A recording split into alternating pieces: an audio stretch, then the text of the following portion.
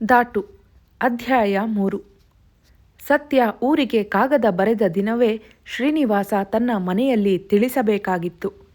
ಅವಳೇನೋ ದೂರವಿದ್ದಳು, ಆದುದರಿಂದ ಕಾಗದದಲ್ಲಿ ಬರೆದಳು.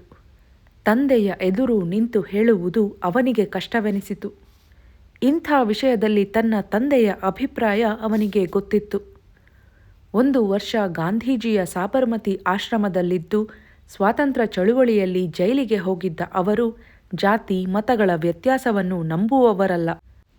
ಮೇಲು ಕೀಳುಗಳು ಸೃಷ್ಟಿಯಾಗಿಯೇ ಭಾರತ ದೇಶ ಅಧೋಗತಿಗಿಳಿಯಿತೆಂದು ಹೇಳುತ್ತಲೇ ಇರುತ್ತಾರೆ. ಅಲ್ಲದೆ ವಿದ್ಯೆ ನೌಕರಿಗಳಲ್ಲಿ ಸಹಸ್ರಾರು ವರ್ಷಗಳಿಂದ ಮುಂದೆ ನಿಂತಿರುವ ಬ್ರಾಹ್ಮಣರನ್ನು ಹಿಂದೆ ಹಾಕದೆ ಉಳಿದವರು ಮೇಲೆ ಬರುವುದು ಸಾಧ್ಯವಿಲ್ಲವೆಂಬ ವಿಚಾರದವರು. ತಮ್ಮದೇ ಊರಿನ ಈ ಬ್ರಾಹ್ಮಣ ಹುಡುಗಿಯನ್ನು ಮದುವೆಯಾಗಲು ಅವರು ಅಡ್ಡಿ ಮಾಡುವುದಿಲ್ಲವೆಂಬ ವಿಶ್ವಾಸವಿದ್ದರೂ ಅವನು ಅವರ ಸಂಗಡ ಹೇಳಲು ಮಾತ್ರ 1 ದಿನ ಹಿಂದಲೇಟು ಹೊಡೆದ. ಕೊನೆಗೆ ಒಂದು ಕಾಗದದಲ್ಲಿ ವಿಷಯವನ್ನು ಬರೆದು ಅಪ್ಪಾಜಿ ಕೈಲಿ ಕೊಡು ಎಂದು ತಾಯಿಗೆ ಕೊಟ್ಟು ಸತ್ಯಳನ್ನು ನೋಡಲು ಹೊರಟು ಹೋದ. ಕಾಗದ ಓದಿಕೊಂಡು ವಿಷಯ ತಿಳಿದಾಗ ಉಪಮಂತ್ರಿ ಮೇಲಗಿರಿಗೌಡರಿಗೆ ಒಂದು ತೆರನಾದ ಸಂತೋಷವೇ ಆಯಿತು. ಯಾವುದನ್ನು ತಮ್ಮಲ್ಲಿಯೇ ಯೋಚಿಸಿ ಅನಂತರ ಅಗತ್ಯ ಬಿದ್ದರೆ ಎರಡನೆಯವರಿಗೆ ಹೇಳುವುದು ಅವರ ಪದ್ಧತಿ. ಆದರೆ ಈ ಸಂಗತಿಯನ್ನು ಮಾತ್ರ ತಕ್ಷಣ ಹೆಂಡತಿ ರಂಗಮ್ಮನಿಗೆ ಹೇಳಿದರು. ಆಕೆ ತಡವರಿಸಿಕೊಂಡು ಕನ್ನಡ ಓದಬಲ್ಲ ಹೆಂಗಸು. ಇವರೊಂದಿಗೆ ಮೊದಲು ತುಮಕೂರಿನಲ್ಲಿ, ಅನಂತರ ಅಸೆಂಬ್ಲಿ ಮೆಂಬರಾಗಿದ್ದಾಗ ಮತ್ತು ಈಗ ಉಪಮಂತ್ರಿಗಳಾಗಿರುವಾಗ ಬೆಂಗಳೂರಿನಲ್ಲಿ ಸಂಸಾರ ಮಾಡಿಕೊಂಡಿದ್ದು ಪಟ್ಟಣವಾಸದ ಕೆಲವು ವಿಧಾನಗಳನ್ನು ಕಲಿತಿದ್ದರೂ ಈ ಮದುವೆಗೆ ಒಪ್ಪುವಷ್ಟು ಬದಲಾಯಿಸಿರಲಿಲ್ಲ. ಗಂಡ ಹೇಳಿದ ತಕ್ಷಣ ಅವಳು ಹೌಹಾರಿದಳು. ಮನೆ ಆಳಾಗ ಕೆಲಸ. ಯಾಕೆ ಹಂಗಂತೀಯ?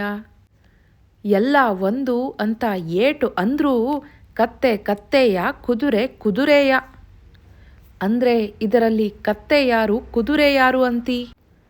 ತನ್ನ ಹೋಲಿಕೆಯ ಅರ್ಧದ ಎಡವಟ್ಟು ಈಗ ಆಕೆಗೆ ಹೊಳೆಯಿತು. ಬ್ರಾಹ್ಮಣರನ್ನು ಕುದುರೆ ಎಂದರೆ ತಮ್ಮನ್ನು ಕತ್ತೆ ಎಂದುಕೊಂಡ ಹಾಗಾಯಿತು. ಈ ಅಪಮಾನಕ್ಕೆ ಆಕೆ ಸಿದ್ಧಳಿಲ್ಲ. ಬೇಡ, ತಮ್ಮನ್ನೇ ಕುದುರೆ ಎಂದುಕೊಂಡರೆ ಬ್ರಾಹ್ಮಣರನ್ನು ಕತ್ತೆ ಮಾಡಿದ ಹಾಗೆ. ಆದರೆ ಹಾಗೆ ಮಾಡುವುದೂ ಸಾಧ್ಯವಿಲ್ಲ. ಏಕೆಂದರೆ ಓದಿನಲ್ಲಿ, ಅಡುಗೆಯಲ್ಲಿ, ಹಾಡು ಹಸೆಯಲ್ಲಿ, ಚೆನ್ನಾಗಿ ಮಾತನಾಡುವುದರಲ್ಲಿ ಸಹ ಅವರೇ ತಮಗಿಂತ ಮುಂದೆಂದು ಆಕೆಯ ನಂಬಿಕೆ. ಅದನ್ನು ತಾನೊಬ್ಬಳಲ್ಲ, ಯಜಮಾನರೂ ಒಪ್ಪುತ್ತಾರೆ. ಆದುದರಿಂದ ಉತ್ತರ ಕೊಟ್ಟಳು. ನಾನೇನೋ ಅಂದೆ ಅಂತ ತಿವಿದು ಕ್ಯಾಳ್ಬೇಡಿ. 5 ಬೆಳ್ಳು ಒಂದೇ ಸಮ ಇರಾಕುಲ್ಲ. ಅಂದರೆ ನಾವು ಕಿರುಬೆರಳು, ಅವರು ಉದ್ದ ಬೆರಳು ಅಂತೀಯೇನು? ನಿಮ್ಮ ಕೂಟ ಮಾತಾಡೋಕ್ಕಾಗೋಕುಲ್ಲ. ಅವರು ಅವರೇ, ನಾವು ನಾವೇ. ಇಂಥದೆಲ್ಲ ಮಾಡಿದರೆ ಮನೆ ಹಾಳಾಯ್ತದೆ. ಹೇಳಿದ್ರೆ ನಿಂಗೆ ತಿಳಿಯುಲ್ಲ. ನಿನ್ನ ಗೊಡ್ಡು ಪುರಾಣ ಬಿಡುಲ್ಲ. ಅದು ಹ್ಯಾಂಗೆ ಅವರು ನಮಗಿಂತ ಮೇಲು? ನಾನು ಪೂಜಾರಿ ವೆಂಕಟರಮಣಯ್ಯ ಒಂದೇ ಜೊತೆಲಿ ಓದ್ತಿದ್ವು. ಕನ್ನಡ ನನ್ನ ಬಾಯಾಗೆ ನೆಟ್ಟಿಗೆ ಹೊರಡ್ತಿರ್ಲಿಲ್ಲ. ಮೇಷ್ಟ್ರು ಗರುಡ ಅನ್ನು ಅಂದರು. ಅವನು ಸರಿಯಾಗಿ ಅಂದ. ನಾನು ಗಲ್ಡ ಅಂದೆ. ನನ್ನ ಎಷ್ಟು ಆಡ್ಕೊಂಡ್ರು ಗೊತ್ತಾ? ನನಗೆ ಈಗ ಗೊತ್ತಾಯ್ತದೆ. ಮೇಷ್ಟ್ರು ಅವರು ಒಂದು ಜಾತಿಯೋರು, ಒಂದೇ ಥರ ಮಾತಾಡ್ತಾರೆ. ಅದಕ್ಕೆ ಅವರು ಹೇಳಿದಂಗೆ ಇವನು ಅಂದುಬಿಟ್ಟ. ಅವರ ಜಾತಿಯೋರು ಉಚ್ಚಾರ ಮಾಡಿದ್ದೇ ಯಾಕೆ ಕರೆಕ್ಟ್ ಆಗಬೇಕು? ಗಲ್ಡ ಅಂತ ಯಾಕಾಗಬಾರದು? ಹೆಂಗಾಯ್ತದೆ? ನೀವು ಮಾಡಿದ್ರಾಯ್ತದಾ? ಭಾಷೆ ನಾವು ಹ್ಯಾಂಗೆ ಮಾಡಿದರೆ ಹಂಗಾಯ್ತದೆ. ಅದು ಹೋಗಲಿ. ಈಗ ನಾನು ಅವರ ಹಾಗೆ ಶುದ್ಧವಾಗಿ ಕನ್ನಡ ಮಾತಾಡೋದಿಲ್ವಾ? ಭಾಷಣಕ್ಕೆ ನಿಂತ್ಕೊಂಡ್ರೆ ಅದ್ಯಾವನು ಬೆಳ್ಳು ಮಡಿಸ್ಲಿ? ಗರುಡ ಅಂದೋನು ಗರುಡಗಂಬಕ್ಕೆ ಮಂಗಳಾರತಿ ಮಾಡಿಕೊಂಡು ಪೂಜಾರಿಯಾಗೇ ಉಳ್ದ. ಗಲ್ಡ ಅಂದ ನಾನು BA BL ಮಾಡಿ ಲಾಯರ್ ಆಗಿ MLA ಆಗಿ ಈಗ ಮಂತ್ರಿಯಾಗಿದ್ದೀನಿ. ನಮಗಿಂತ ಅವರು ಹೇಗೆ ಮೇಲು ಅಂತೀಯ? ಮ್ಯಾಲೋ ಕೆಳಗೋ ಅವರು ಬ್ಯಾರೆ, ನಾವು ಬ್ಯಾರೆ. ಜಾತಿ ಮತ ಅಂತ ದೇವರು ಮಾಡಿರೋದು ಸುಳ್ಳಲ್ಲ. ಇಲ್ಲದ್ದನ್ನು ಮಾಡಕ್ಕೆ ಹೊಂಟ್ರೆ ಒಳ್ಳೇದಾಗಕ್ಕಲ್ಲ ಎಂದು ಆಕೆ ತೀರ್ಮಾನ ಹೇಳಿಬಿಟ್ಟಳು. ದೇವರೇನು ಇವರು ಬ್ರಾಹ್ಮಣರು, ಇವರು ಶೂದ್ರರು ಅಂತ ಹುಟ್ಟಿಸ್ತಾನೆಯೇ? ಅದೆಲ್ಲ ಬ್ರಾಹ್ಮಣರೇ ಮಾಡಿದ್ದು. ತಾವು ಕಷ್ಟಪಟ್ಟು ಗೆಯ್ಯದೆ ನಮ್ಮೋರ ಎದೆ ಕೆರ್ಕಂಡು ತಿನ್ನಾಕ ಮಾಡ್ಕೊಂಡ್ರು. ಇಷ್ಟು ದಿನ ಬುದ್ಧಿ ಇಲ್ಲದೆ ನಮ್ಮೋರು ನೆಮ್ತಿದ್ರು. ಈಗಲೂ ಹಳ್ಳಿ ಕಡೆ ನೆಮ್ತಾವೆ. ನಾವು ನೆಂಬೌದಾ? ಇದು ಸುಳ್ಳು ಅಂತ ಜನಕ್ಕೆ ತಿಳುವಳಿಕೆ ಹೇಳಿ ಜಾಗೃತಿ ಮಾಡಬೇಕು. ಜನದ ಮುಖಂಡ ಆಗಿ ನಾನು ಮಾಡಬೇಕು ಈ ಕೆಲಸನ. ಮಾಡ್ತಿದ್ದೀನಿ. ಅದೇನಾರ ಮಾಡ್ಕೇಳಿ. ಸೊಸೆ ಅಂತ ನಮ್ಮ ಮನೆಗೆ ಬಂದೋಳು ನಾವು ಉಂಡ ಎಂಜಲ ತಣಿಗೆ ಎತ್ತಬೇಕು. ಬ್ರಾಹ್ಮಣ ಹುಡುಗಿ ಕೈಲಿ ಅದ ಮಾಡಿಸಿದ್ರೆ ನಮ್ಮ ಮನೆ ಉಳಿಯಾಕುಲ್ಲ, ವಂಶ ನಾಶವಾಗ್ತದೆ. ನಮ್ಮನೆಗೆ ಬಂದ ಮೇಲೆ ಅವಳು ಬ್ರಾಹ್ಮಣಳು ಹೆಂಗಾಗ್ತಾಳೆ? ನಮ್ಮೊಳೆ ಆಯ್ತಾಳೆ. ಹಂಗಾರೆ ಜಾತಿ ಗೆಟ್ಟುದ್ದಾಯ್ತದೆ. ಕತ್ತೆ ಲಾಯ ಸೇರಿದ ಕುದುರೆ ಓಡಾಕೂ ಇಲ್ಲ, ಹೇರು ಹೊರಾಕೂ ಇಲ್ಲ. ಮತ್ತೆ ಕತ್ತೆ ಕುದುರೆ ಅಂತೀಯಲ್ಲ ಎಂದು ಅವರು ಎಚ್ಚರಿಸಿದರು. ಆಕೆಗೆ ತನ್ನ ತಪ್ಪಿನ ಅರಿವಾಯಿತು. ಮಾತು ಹಂಗೆ ಬಂತು. ಅದೇ ಮೊದಲಿಂದ ಕಲ್ತದ್ದು. ಸಾವಿರಾರು ವರ್ಷದಿಂದ ವಿದ್ಯಾಭ್ಯಾಸ ಕೊಡದೆ ನಮ್ಮನ್ನು ಅವರು ಕತ್ತೇನೆ ಮಾಡಿದ್ರು. ಈಗ ಗೊತ್ತಾಯ್ತದೆ, ನಾವೇ ಕುದುರೆ ಅವರೇ ಕತ್ತೆ ಅಂತ. ಮುಂದೆ ಹೋಗೋದು ಕುದುರೆ, ಹಿಂದೆ ಬೀಳೋದು ಕತ್ತೆ. ಮಂತ್ರಿಯಾಗಿರೋನು ಯಾರು? ನಾನೋ ಆ ಪೂಜಾರಯ್ಯನೋ? ಗಂಡನ ಎದುರು ವಾದ ಮಾಡಿ ತಾನು ಗೆಲ್ಲಲು ಸಾಧ್ಯವಿಲ್ಲವೆಂದು ಆಕೆಗೆ ಗೊತ್ತು. ಅವರು ವಿದ್ಯಾವಂತರು. ಈ ಮನೆಯಲ್ಲಿ ಎಲ್ಲ ಅವರು ಹೇಳಿದಂತೆಯೇ ನಡೆಯುತ್ತೆ. ಆದರೂ ಈ ಮದುವೆಯಾಗಲು ಅವಕಾಶ ಕೊಡಕೂಡದು. ಅವಳು MA ಓದಿದ ಹುಡುಗಿ, ಮೊದಲಿನಿಂದ ಫಸ್ಟ್ ಕ್ಲಾಸು ಮಾಡಿದವಳು. ಇವನು BA ಮಾಡಿ BL ಫೇಲಾದವನು. ಎಲ್ಲ ಪರೀಕ್ಷೆಯಲ್ಲೂ ಒಂದೊಂದು ಸಲ ಫೇಲಾಗಿ ಮತ್ತೆ ಕಟ್ಟಿ ಪಾಸು ಮಾಡಿದವನು. ಅಂಥ ಹುಡುಗಿ ಮನೆಯಲ್ಲಿ ಸೊಸೆಯಾಗಿ ಹೇಳಿದಂಗೆ ಕೇಳ್ಕೊಂಡಿರ್ತಾಳಾ? ಹಾಗೆ ನೋಡಿದರೆ ಅವಳು ಇವರಿಗೆ ಅಪರಿಚಿತಳೇನಲ್ಲ. ಒಂದೇ ಊರಿನವಳು. ಊರಿಗೆ ಹೋದಾಗ ಮಾತ್ರವಲ್ಲ, ಬೆಂಗಳೂರಿನಲ್ಲೂ ಎಷ್ಟೋ ದಿನ ತಮ್ಮ ಮನೆಗೆ ಬಂದಿದ್ದಳು. ಶ್ರೀನಿವಾಸ ಅವಳು ಒಬ್ಬರನ್ನೊಬ್ಬರು ನೀನು ತಾನು ಅಂತಲೇ ಮಾತಾಡಿಸ್ತಾರೆ. ತಿರುಮಲಾಪುರದಾಗೆ ಇಬ್ಬರು ಜೋಡೀಲಿ ಹೈಸ್ಕೂಲು ಓದಿದೋರು. ಬೆಂಗಳೂರಾಗೆ ನಮ್ಮ ಮನೆಗೆ ಇವರ ಅಪ್ಪಾಜಿ ಬಂದಿದ್ದರು. ಆದರೆ ಊಟ ಮಾಡುಲ್ಲ, ಹಣ್ಣು ಪಣ್ಣು ತಿಂತಾರೆ. ಇಲ್ಲದೇ ಇದ್ದರೆ ಒಂದು ಚರುಕಿನಲ್ಲಿ ಒಂದು ಪಾವು ಅಕ್ಕಿ ಹಾಕ್ಕೊಂಡು ಬೇಯಿಸಿ ಮೊಸರಿನಲ್ಲಿ ತಿಂದು ಕೈ ತೊಳ್ಕೊತಾರೆ. ಬ್ರಾಹ್ಮಣರು ಹಾಗೆ ಇರಬೇಕು. ಅವ್ವ ಸತ್ಯಂಗೆ ಅದೇನೂ ಇಲ್ಲ, ಊಟ ಮಾಡ್ತಾಳೆ ಅಂತ ಇವನೇ ಅಂದ. ಅವಳು ಕೂತು ಉಂಡಳು. ಈಗಿನ ಕಾಲದ ಹುಡುಗಿ, ಕಾಲೇಜು ಗೀಲೇಜು ಓದಿದೋಳು. ಉಂಡರೆ ತಪ್ಪೇನು ಅಂತ ನಾನು ಸುಮ್ಮಕಾದೆ. ಇಬ್ಬರೂ ಕೂಡಿ ಹೀಗೆ ಮಾಡ್ತಾರೆ ಅಂತ ನನಗೆ ಅಂದಾಜೇ ಆಗಲಿಲ್ಲ. ಯಜಮಾನ್ರೆ ಒಂದು ದಿನ, ನಿನ್ನ ಮಗ ಆ ಬ್ರಾಹ್ಮಣರ ಹುಡುಗಿನ ಮದುವೆಗಿದ್ವೆ ಆಯ್ತಾನೇನೆ ಎಂದಿದ್ರು. ಆ ಕ್ಲಾಸುಕ್ಕೆ ಹಂಗಂದ್ರೇನೋ ಅಂದ್ಕೊಂಡು ನಾನು, ಅವಳು ಏಟಾದರೂ ಬಾಂಬ್ರು, ಜೋಡೀಲಿ ಓದ್ತವ್ರೆ, ಅದಕ್ಯಾಕೆ ಹಿಂಗಂತೀರಾ ಅಂದೆ. ಇವರು ನಕ್ಕಿದ್ದರು. ಹಾಗಾದರೆ ಇವರಿಗೆ ಮೊದಲೇ ಗೊತ್ತಿತ್ತೇನೋ? ಈಗ ಕೇಳಿದಳು, ಇವರು ಮದುವೆಯಾಯ್ತೀವಿ ಅಂತಾರೆ ಅಂತ ನಿಮಗೆ ಮೊದಲೇ ಗೊತ್ತಿತ್ತಾ? ನಂಗೇನು ಗೊತ್ತು, ಹೆಂಗಸಾಗಿ ನಿಂಗೆ ಹೊಳಿಬೇಡದಾಗಿತ್ತಾ? ಬ್ರಾಹ್ಮಣರ ಹುಡುಗಿ ಜೊತೆ ಹಿಂಗಾಯ್ತದೆ ಅಂತ ಹೆಂಗೆ ಹೊಳಿಬೇಕು? ಗೌಡರು ನಕ್ಕರು. ಆದರೆ ಆಕೆ ಎಂದಳು, ಬರೀ ನಮ್ಮದೇ ಅಲ್ಲ, ಊರಾಗೆ ಯಜಮಾನ್ರವ್ರೆ ಕೇಳಿ, ಅವರನ್ನ ಬಿಟ್ಟು ಯಾವ ಮಾತೂ ಇಲ್ಲ. ಅವಳ ಅಪ್ಪ ಅಣ್ಣನ್ನೂ ಕೇಳಿ, ಎಕ್ಕಡ ತಗೊಂಡು ಹೊಡಿತಾರೆ. ಇಬ್ಬರು ಸುಮ್ಕಾಯ್ತಾರೆ. ಅಯ್ಯಾರನ್ನ ಒಪ್ಪಿಸೋ ಮಾತು ನಂಗಿರಲಿ, ನೀನು ತರಲೆ ತೆಗಿಬೇಡ. ಸೊಸೆ ಬಂದು ತೆಣಿಗೆ ತೆಗೆಯೋ ಕಾಲ ಆಯಿತು. ಹುಡುಗರು ಸುಖವಾಗಿದ್ದರೆ ಸರಿ ಎಂದು ಹೆಂಡತಿಗೆ ಹಿತವಾದ ಅಪ್ಪಣೆ ಎರಡನ್ನೂ ಬೆರೆಸಿ ಹೇಳಿದರು. ಅಷ್ಟರಲ್ಲಿ ಅವರನ್ನು ನೋಡಲು ಯಾರೋ ಬಂದರು. ಬಂದವರನ್ನು ನೋಡಲು ಅವರು ಮನೆಯ ಪ್ರವೇಶದ್ವಾರದ ಬಲಪಕ್ಕದಲ್ಲಿಯೇ ಇದ್ದ ಆಫೀಸು ಕೋಣೆಗೆ ಹೋದರು. ರಂಗಮ್ಮ ಯೋಚಿಸಲು ಶುರು ಮಾಡಿದಳು. ಪ್ಯಾಟೆಯಾಗೆ ಯಾವ ಸೊಸೆ ಬಂದರೂ ತಣಿಗೆ ತೆಗೆಯುಲ್ಲ, ಕಸ ಮುಸುರೆ ಮಾಡುಲ್ಲ. ಈಗ ನಾನೂ ಮಾಡ್ತಿಲ್ಲ. ಮನ್ಲಿ ಆಳು ಕಾಳು ಇರ್ತಾರೆ. ಇನ್ನು ಇವನೇನು ಹಳ್ಳೀಲಿರಾಕುಲ್ಲ. ಜಾತಿ ಗೀತಿ ಹಳ್ಳೀಲಿ ಜಾಸ್ತಿ. ಇಲ್ಲಿ ಬಾಮ್ರ ಹೆಂಗಸರೆಲ್ಲ ಮನೆಗೆ ಬರ್ತಾರೆ, ಕಾಫಿ ಕುಡಿತಾರೆ, ಉಪ್ಪಿಟ್ಟು ತಿಂತಾರೆ. ಇವರ ಕುಟ್ಟೆ ಇಂಗ್ಲೀಷ್ನಲ್ಲಿ ಮಾತಾಡ್ತಾರೆ. ಪಟ್ಟಣದಾಗೆ ಜಾತಿ ಗೀತಿ ಎಲ್ಲ ತೊಳೆದು ಹೋಗ್ಯದೆ. ಆದರೂ ಶ್ರೀನಿವಾಸಂಗೆ ಹೇಳಬೇಕು, ಇದು ಒಳ್ಳೇದಲ್ಲ ಅಂತ ಕುಂಡ್ರಿಸ್ಕೊಂಡು ಒಪ್ಪಿಸ್ಬೇಕು. ಇದರ ಮ್ಯಾಲೆ ಹಠಾನೆ ಮಾಡಿದರೆ ಏನು ಮಾಡೋಕ್ಕಾಯ್ತದೆ? ಅಪ್ಪ ಮಗ ಇಬ್ಬರು ಜೋಡಿಯಾಗಿ ಮಾಡಿಯೇ ಮಾಡ್ತೀನಿ ಅಂದರೆ ನಂದೇನು ನಡೀತೈತೆ? ಅಲ್ಲ, ಅವಳು ಯಾವ ಚಂದುಳ್ಳೆ ಹೆಣ್ಣು ಅಂತ ಇವನು ಒಪ್ಕೊಂಡವನೇ. ನಮ್ಮದೇ ನೀಲಗಿರಿ ಕಡೆವು ಎಂತೆಂಥ ಕೆಂಪನೆ ಹೆಣ್ಣುಗಳು ಸಿಕ್ಕಾಕುಲ್ಲ. ಅವಳು ನೋಡಿದರೆ ತಿಮ್ಲಾಪುರದ ಒಕ್ಕಲಿಗ ಹೆಣ್ಣಿದ್ದಂಗೆ ಅವಳೆ. ಏಟಾದರೂ ಬಾಮ್ರ ಹುಡುಗಿಯಲ್ವಾ, ಕಾಲೇಜು ಓದಿರೋಳು, ಕಳೆಯಾಗವಳೆ. ಮರುದಿನ ಸಂಜೆ 5 ಗಂಟೆಯ ಹೊತ್ತಿಗೆ ಅವರ ಊರಿನ ಪರಿಶಿಷ್ಟ ವರ್ಗದ MLA ಬೆಟ್ಟಯ್ಯನವರು ಮನೆಗೆ ಬಂದರು. ಈಗ ಅಸೆಂಬ್ಲಿ ನಡೆಯುತ್ತಿಲ್ಲ. ಅವರು ಯಾವುದೋ ಮುಖ್ಯ ಕೆಲಸದ ಮೇಲೆ ಬಂದಿದ್ದಾರೆ. ಹಜಾರದ ಮೇಲೆ ಹಾಕಿದ್ದ ಸೋಫಾದ ಮೇಲೆ ಬೆಟ್ಟಯ್ಯನವರು ಕುಳಿತರು. ಪಕ್ಕದಲ್ಲಿಯೇ ಕುಳಿತು ಮಂತ್ರಿಗಳು ಊರ ಕಡೆಯ ಕುಶಲ ವಿಚಾರಿಸಿದರು. ತಿಮಲಾಪುರದಲ್ಲಾದರೆ ಬೆಟ್ಟಯ್ಯನವರು ಇವರ ಮನೆಯ ಒಳಕ್ಕೆ ಬರುವುದೂ ಇಲ್ಲ, ಇವರು ಕರೆಯುವುದೂ ಇಲ್ಲ. ಜಗುಲಿಯ ಮೇಲಿನ ಕೋಣೆಯಲ್ಲಿ ಇಬ್ಬರ ಸಮಾಗಮವೂ ಮುಗಿಯುತ್ತದೆ. ಅದು ಹಳ್ಳಿ, ಆದರೆ ಇದು ಬೆಂಗಳೂರು. ವಾಸವಾಗಿರುವುದು ಸರ್ಕಾರವು ಕೊಟ್ಟಿರುವ ಮಂತ್ರಿಗಳ ಬಂಗ್ಲೆ. ಅದರ ಸುತ್ತಲಿನ ಕೈತೋಟ, ಮನೆಯ ಸ್ವಚ್ಛತೆ, ಒಳಗಿನ ಸೋಫಾ, ಕುರ್ಚಿ, ಮೇಜ, ಮಂಚ ಮೊದಲಾದುವೆಲ್ಲ ಸರ್ಕಾರದ್ದು. ಇಲ್ಲಿ ಆ ರೀತಿಯ ಭೇದ ಸಲ್ಲುವುದಿಲ್ಲ. ಅಲ್ಲದೆ ಮೇಲಗಿರಿ ಗೌಡರು ಗಾಂಧೀಜಿಯ ಆಶ್ರಮದಲ್ಲಿದ್ದು ಬಂದವರು. ಅಸ್ಪೃಶ್ಯತೆಯನ್ನು ಮನೆಯ ಹೆಂಗಸರು ಮುದುಕರು ಅನುಸರಿಸಿಕೊಳ್ಳಲಿ, ಆದರೆ ಅವರ ಮಟ್ಟಿಗೆ ಅದೆಲ್ಲ ಇಲ್ಲ. ಇದೇನು ಈಟೊತ್ನಾಗೆ ಬಂದ್ರಿ? ಯಾವ ಮೋಟಾರಿತ್ತು? 12 ಗಂಟೆನಾಗಲೇ ಬಂದೆ. MLA ಹಾಸ್ಟೆಲ್ಗೆ ಹೋಗಿದ್ರಾ? ಚೀಲ ಕೈಯಾಗೇ ಇದೆ. ನಮ್ಮ ಜೋಯಿಸರು ಬಂದಿದ್ರು ಎಂದ ಬೆಟ್ಟಯ್ಯನವರು ಅದನ್ನು ತಾವು ಹೇಳಬಾರದಾಗಿತ್ತೆಂಬ ನೆನಪಾಗಿ ಅರ್ಧಕ್ಕೆ ನಿಲ್ಲಿಸಿದರು. ಅದೇನಪ್ಪ ಜಂಬ್ರ? ಮಗಳನ್ನು ನೋಡೋಕ್ಕೆ ಅಂತ ಬಂದಿದ್ರು. ಮೋಟಾರು ತಡವಾಗಿ ಬಂತು. ಅವರ ಮಗಳ ಕಾಲೇಜಿಗೆ ಹೋಗಿ ರೂಮು ಹುಡುಕಿ ಅವರನ್ನ ಅಲ್ಲಿಗೆ ಮುಟ್ಟಿಸಿದೆ. ಆ ಮಗ ತಿಂಡಿ ತಿಂದ್ಕೊಂಡು ಹೋಗಬೇಕು ಅಂತು. ಈಟೋತಾಯ್ತು. ಮಂತ್ರಿಗಳು ಮುಗುಳ್ನಕ್ಕರು.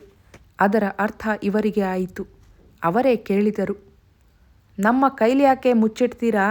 ನಿಮ್ಮ ಮಧ್ಯ ಏನು ಗುಟ್ಟು? ಹೇಳಬೇಡ್ದಾ? ನಿಮಗೆ ಎಲ್ಲ ಗೊತ್ತಿರುವಾಗ ನಾನೇನು ಹೇಳೋದು? ಅಂತೂ ನೀವಾಗೆ ಸುಳು ಕೊಡೋಕ್ಕಿಲ್ಲ. ಪೂಜಾರಯ್ಯ ಯಾಕೆ ಬಂದಿದ್ದ? ನಿಮಗೆ ಗೊತ್ತಿಲ್ವರಾ? ಬೆಟ್ಟಯ್ಯನವರೇ, ನೀವು ಇಂಗ್ಲೆಂಡ್ ದೇಶದ ಪ್ರೈಮ್ ಮಿನಿಸ್ಟರ್ ಆಗಬೇಕು. ತಂದೆ ಮಗಳು ಏನು ಮಾತಾಡ್ಕೊಂಡ್ರು ಹೇಳಿ? ನಾನಲ್ಲಿರಲಿಲ್ಲ, ಬಂದ್ಬಿಟ್ಟೆ.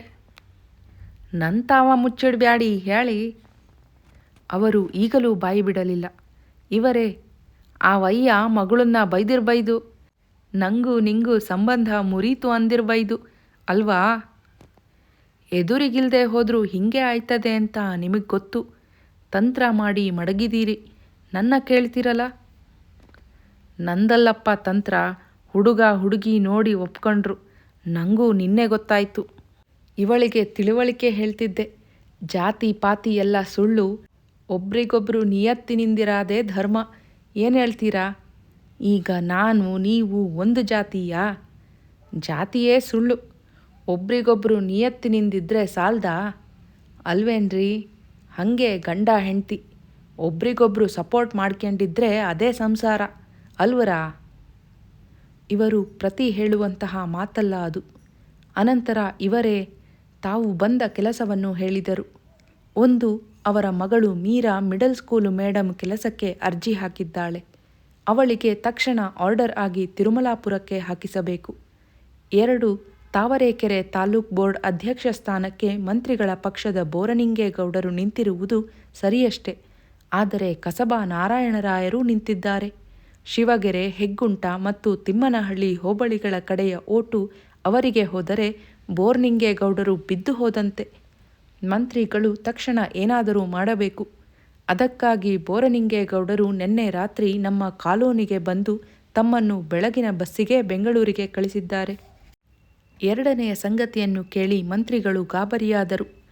ತಾಲೂಕ್ ಬೋರ್ಡ್ ಅಧ್ಯಕ್ಷ ಸ್ಥಾನದಲ್ಲಿ ತಮ್ಮವರಿಲ್ಲದಿದ್ದರೆ ಮುಂದಿನ ಅಸೆಂಬ್ಲಿ ಚುನಾವಣೆಯಲ್ಲಿ ತಮಗೆ ಅಪಾಯ ಕಟ್ಟಿಟ್ಟದ್ದು.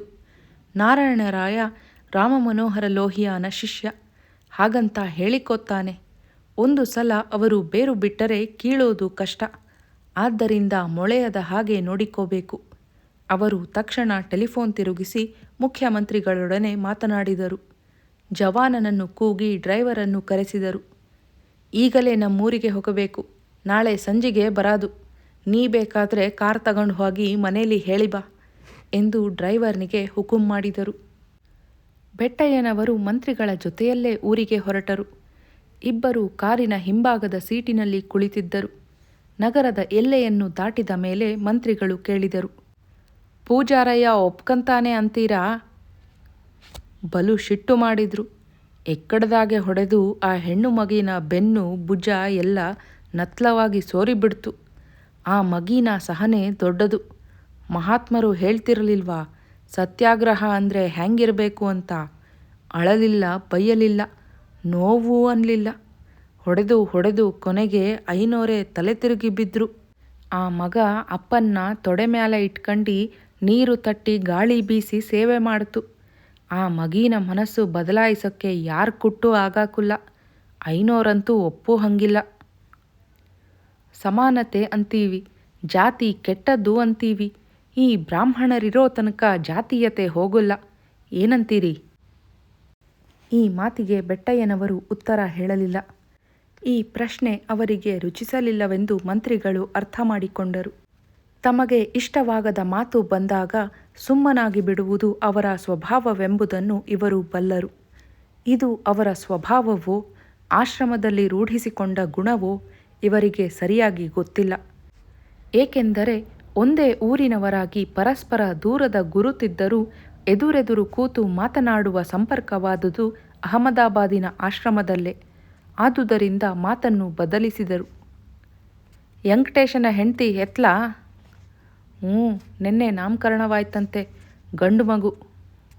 ಪರವಾಗಿಲ್ಲ, ನಮ್ಮ ವೆಂಕಟರಮಣಯ್ಯನವರು ಮೊಮ್ಮಗನ್ನ ಕಂಡ್ರು. ಕಾರಿನಲ್ಲಿ ಬೆಂಗಳೂರಿಗೂ ತಿರುಮಲಾಪುರಕ್ಕೂ 2.25 ಗಂಟೆಯ ಓಟ. 81 ಮೈಲಿ ಮಾತ್ರ. ಬಸ್ ಸ್ಟ್ಯಾಂಡಿನ ಹತ್ತಿರ ಇಳಿದು, ನಾಳೆ ಬೆಳಗ್ಗೆ ಮನೆ ತಾವ್ಕ ಬತ್ತೀನಿ ಎಂದು ಹೇಳಿ ಬೆಟ್ಟಯ್ಯನವರು ಕೆರೆ ಕೆಳಗಿನ ಹಳ್ಳದ ಕಡೆಗೆ ನಡೆದರು. ತೋಟ, ಗದ್ದೆ, ಹಳ್ಳ, ಮತ್ತೆ ಗದ್ದೆ, ತೋಟಗಳನ್ನು ಹಾಯ್ದು ಅವರು ತಮ್ಮ ಕೇರಿಗೆ ನಡೆಯಬೇಕಾಗಿತ್ತು. ಅದೇ ಹೊತ್ತಿಗೆ ಸರಿಯಾಗಿ ಬೆಂಗಳೂರಿನಿಂದ ಬಸ್ಸು ಬಂದು ನಿಂತಿತು. ಮಂತ್ರಿ ಮೇಲಗಿರಿಗೌಡರ ಕಾರು ಬೆಟ್ಟಯ್ಯನವರು ಇಳಿದುದನ್ನು ವೆಂಕಟರಮಣಯ್ಯನವರು ನೋಡಿದರು. ಅವರು ಬಸ್ಸಿನಿಂದ ಇಳಿದುದನ್ನು ಮಂತ್ರಿಗಳೂ ನೋಡಿದರು. ವೆಂಕಟರಮಣಯ್ಯನವರ ಮುಖ ಭಾರವಾಗಿತ್ತು. ಅವರು ಮಂತ್ರಿಗಳನ್ನು ಕಂಡು ಮಾತನಾಡಿಸಲಿಲ್ಲ. ಆಡಿಸುವ ಮನಸ್ಸಿಲ್ಲವೆಂಬುದನ್ನು ಮುಖವೇ ಹೇಳುತ್ತಿತ್ತು. ಆದರೆ ಮಂತ್ರಿಗಳು ಅವರನ್ನು ನೋಡದವರಂತೆ ಇದ್ದುಬಿಟ್ಟರು. ಡ್ರೈವರ್ ಕಾರನ್ನು ಕೋಟೆಯೊಳಕ್ಕೆ ನಡೆಸಿದ.